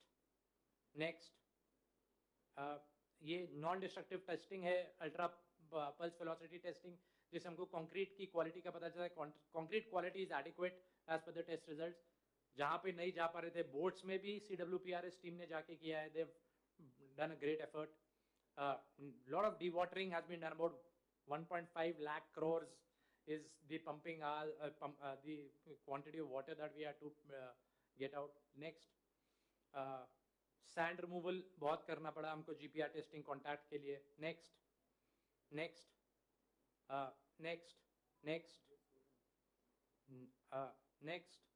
wait, ये एक GPR equipment है, this is a 100 megahertz 75 megahertz equipment। next, this is that 30 megahertz, एक IIT Jammu का specific हमने team मंगाया था जहाँ पे वॉइड ज्यादा थे, to go deeper and understand कि वॉइड प्रोपगेशन कैसा है। नेक्स्ट, कोन पेनिट्रेशन टेस्ट जो पहले नहीं किए थे वो भी हमने कैरी आउट किए हैं, because we wanted to understand better the first 15 to 20 metres. तो ये अनडिस्टर्ब्ड टेस्टिंग करता है, कौन अंदर जाता है अपनी एंड टिप रेजिस्टेंस और स्लीव से tells you what is the actual what are the actual parameters that you can use for design of the foundation of the rafts. Next, I will explain. So యాక్చువల్గా ఇప్పుడు sir అంతా ఇప్పుడు చెప్పింది ఏంటంటే, మనము ఏదైనా ఒక స్ట్రక్చర్ కొత్త కట్టాలంటే కనుక అది పెద్ద ప్రాబ్లం కాదు. ఎప్పుడైతే మనం రిహాబిలిటేషన్ అనే దగ్గరికి వచ్చేటప్పటికి ఏమవుతుందంటే, మనకు కొత్త కట్టిన దానికంటే కూడా రిహాబిలిటేషన్ అనేది మోస్ట్ టఫెస్ట్ జాబ్. సో అందుగురించి ఏంటంటే ఫస్ట్ హెల్త్ కండిషన్ అసెస్ చేసుకోవడం, దానికి ఏదైతే సూటబుల్ మెజర్స్ తీసుకోవాలో అది తీసుకోవడం, దానికి తగ్గట్టుగా రిట్రోఫిటింగ్ కానీ ఇన్స్టిట్యూట్ అరేంజ్మెంట్స్ కానీ స్ట్రెంగ్తనింగ్ అరేంజ్మెంట్ చేసుకోవాలి. చేసుకుంటేనే కానీ మనం ముందుకు వెళ్ళడానికి లేదు. అందుగురించి అన్నట్టుగానే మనకి అది సీక్వెన్షియల్గా చేయాల్సి వస్తుంది. కాబట్టి కొన్ని ప్యారల్ యాక్టివిటీస్ ఉన్నా కూడా సీక్వెన్షియల్గా చేయాల్సి వస్తుంది. సో ఇక్కడ మెయిన్ థింగ్ ఏంటంటే, ఇప్పుడు ఎన్ఐఆర్టీకి మేము చెప్పవలసింది ఏంటంటే, ఇప్పుడున్న పరిస్థితుల్లో non feasibility of lifting water from Kannepalli pump house. ఎందు గురించి ఏం చెప్పినట్టుగా అంటే, మెయిన్ థింగ్ ఫస్ట్ ఉన్నటువంటి రివర్ బెడ్ వచ్చి ఇప్పుడు 88.5 మీటర్స్ బెడ్ ఉన్నది. మనకి ఎఫ్ఆర్ఎల్ అంటే 5 మీటర్స్ మినిమం కావాల్సి వస్తే 93.5 మీటర్స్ వస్తేనే కానీ మనం లిఫ్ట్ చేయలేము. కానీ ఒకవేళ 5 మీటర్స్ డెప్త్ వచ్చి మనం లిఫ్ట్ చేసే పరిస్థితి ఉన్నా కూడా అక్కడ పరిస్థితి ఏంటంటే, యాజ్ పర్ NDSA గైడ్లైన్స్ ప్రకారంగా ఇది NDS prohibited for making the barrages operational without completing rehabilitation. So ఇప్పుడు అందుగురించి ఏంటంటే ఇప్పుడు మనం మేడిగడ్డ నుంచి ఎత్తిపోసినా మనం అన్నారం దగ్గరికి వెళ్ళాం, అన్నారంకి వెళ్ళినా ఓపెన్ కండిషన్లో ఉన్నాయి, సుందీలలో కూడా ఓపెన్ కండిషన్లో ఉన్నాయి. సో ఇప్పుడు ఉన్నటువంటి పరిస్థితుల్లో మనం ఖచ్చితంగా దానికి లిఫ్ట్ చేయడానికి సాధ్యం కాదు. ఎందుకు కాదు అని చెప్పినట్టుగా అంటే మనకు వస్తుంది ఓన్లీ ప్రాణాయత నుంచి మాత్రమే మనకు వస్తుంది. మనం చేయగలిగిన పరిస్థితి ఎప్పుడు వస్తుంది అంటే అన్లెస్ మనకు అది ఎస్ఆర్ఎస్పి నుంచి ఎల్లంపల్లికి వచ్చి ఎల్లంపల్లి నుంచి సుందీలలో ఉంటే మాత్రమే మనకి లిఫ్టింగ్ అన్నది సుందీల నుంచి సాధ్యం అవుతుంది. కానీ మనకి అసలు గైక్వాడ్ నుంచి కానీ ఎస్ఆర్ఎస్పి నుంచి కానీ ఎల్లంపల్లిలో కానీ వాటర్ ఫ్లోస్ లేవు. సో ఇక్కడ నుంచి మనకు లిఫ్ట్ చేసుకుని సుందీలలో నుంచి తీసుకెళ్లే పరిస్థితి లేదు. అందు గురించి మనకి లిఫ్ట్ చేయడానికి సాధ్యం కాదు. మీకు జస్ట్ ఒకటి దీన్ని పిక్టోరియల్ ప్రజెంటేషన్లో చూపిస్తాం. మహేందర్ నెక్స్ట్ చూడు, ఇది కాదు నెక్స్ట్ వీడియో ఉంటుంది చూడు, ఇంకో వీడియో నెక్స్ట్ ఇది జస్ట్ వీడియో ఆపరేట్ చేయి.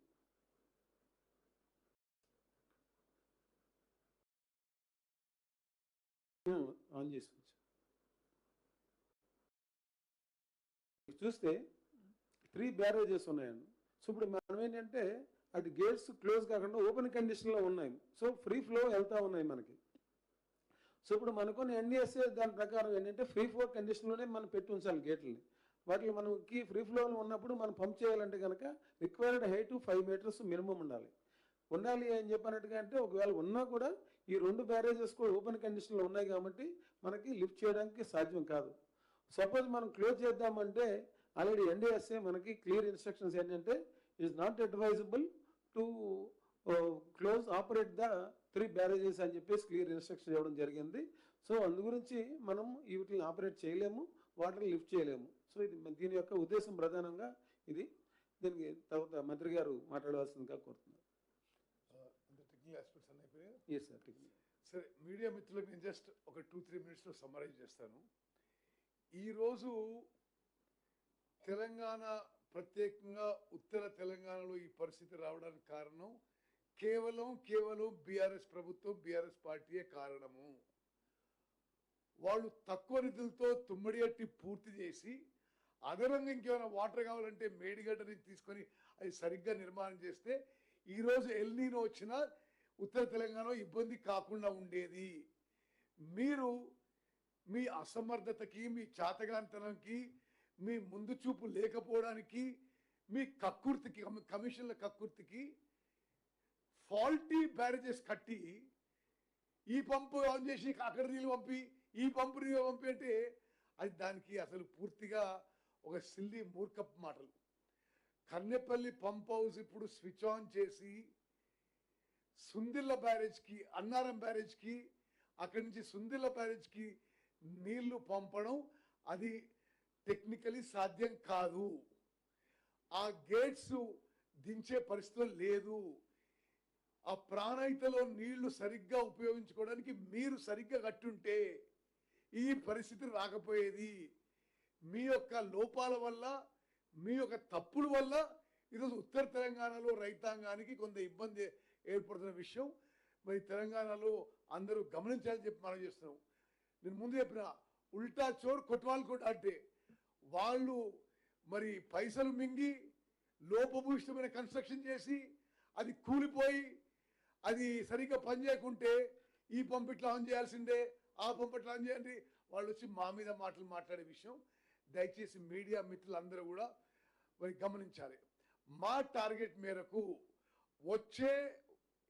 వచ్చే వానాకాలం అంటే అప్రాక్సిమేట్లీ జూలై ఆగస్ట్ 2027 వరకు ఆ 3 బ్యారేజెస్ యొక్క టెస్టింగ్, రిపేరు, రీహాబిలిటేషన్ పూర్తయి ఉపయోగించే పరిస్థితి తీసుకురావడానికి మా ప్రభుత్వం ప్రయత్నం చేస్తుంది. ఇప్పుడు కేటీఆర్ కానీ వాళ్ళు కానీ చేసే అసత్య ప్రచారానికి మేము ఖండిస్తున్నాం.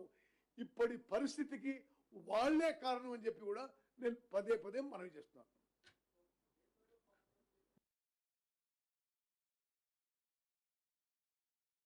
ఆపరేట్ చేసి నీళ్ళు ఎక్కడికి పెట్టి పంపాలి? వాళ్ళకి తెలివి ఎక్కువైతే ఇట్లా మాట్లాడతారు. నార్మల్ తెలివి, నువ్వు పంపు చేసి ఏడికి పంపించాలి, పంపు చేసి అన్నారం పంపించాలి. నువ్వు ఆ బ్యారేజీలో సరిగ్గా కడితే బాగుండు కదా. ఆ బ్యారేజీలో కూడా కింద ఫౌండేషన్స్ లీకింగ్. 3 బ్యారేజెస్లు సీకంట్ పైల్ ఫౌండేషన్ ఇది అనుమానాస్పదంగా ఉంది, ఇక్కడ మీరు నీళ్లు స్టోరేజ్ చేస్తే కొట్టుకుపోయే ప్రమాదం ఉంది, మేడిగడ్డ కొట్టుకపోతే కింద 44 ఊర్లు భద్రాచలం టౌన్ భద్రాచలం గుడి కొట్టుకపోతాయి అనే ప్రమాద పరిస్థితి ఉంది. మరి అది కావాలని కోరుకుంటున్నారో ఏమో తెలియదు మనకు, కానీ మరి సరిగ్గా కట్టుంటే అంత కాకపోవు.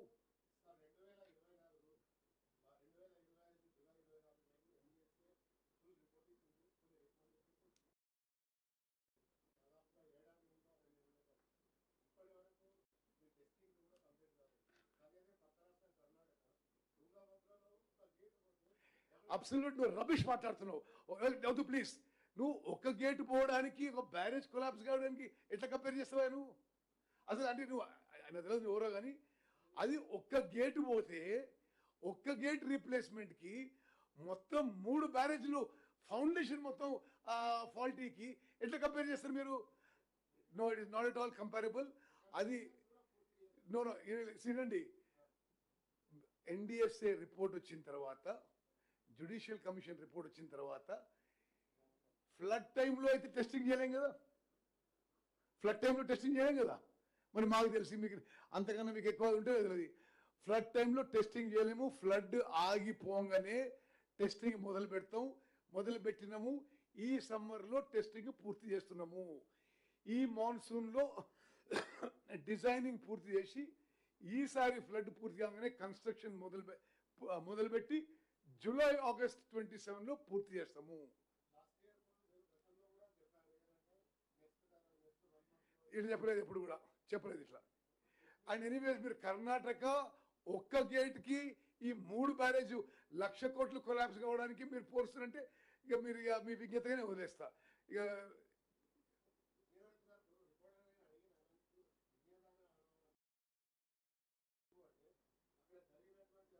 అరే నేను చెప్తున్నా, నీకు మరి నాలెడ్జ్ లేదంటున్నా నేను.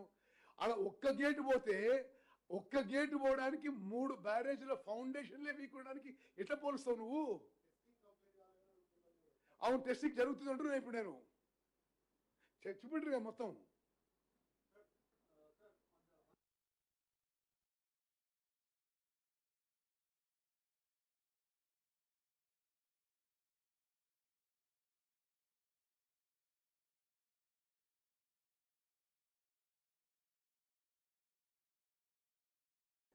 రాహుల్, ఫస్ట్ మీ అందరూ కూడా ఒకటి మీరు గమనించాలి, మేము వాళ్ళు చేస్తున్నట్టుగా ఈ విషయంలో కూడా రాజకీయ దురుద్దేశం చేయడం లేదు. అంటే ఈ 3 బ్యారేజెస్ కొలాప్స్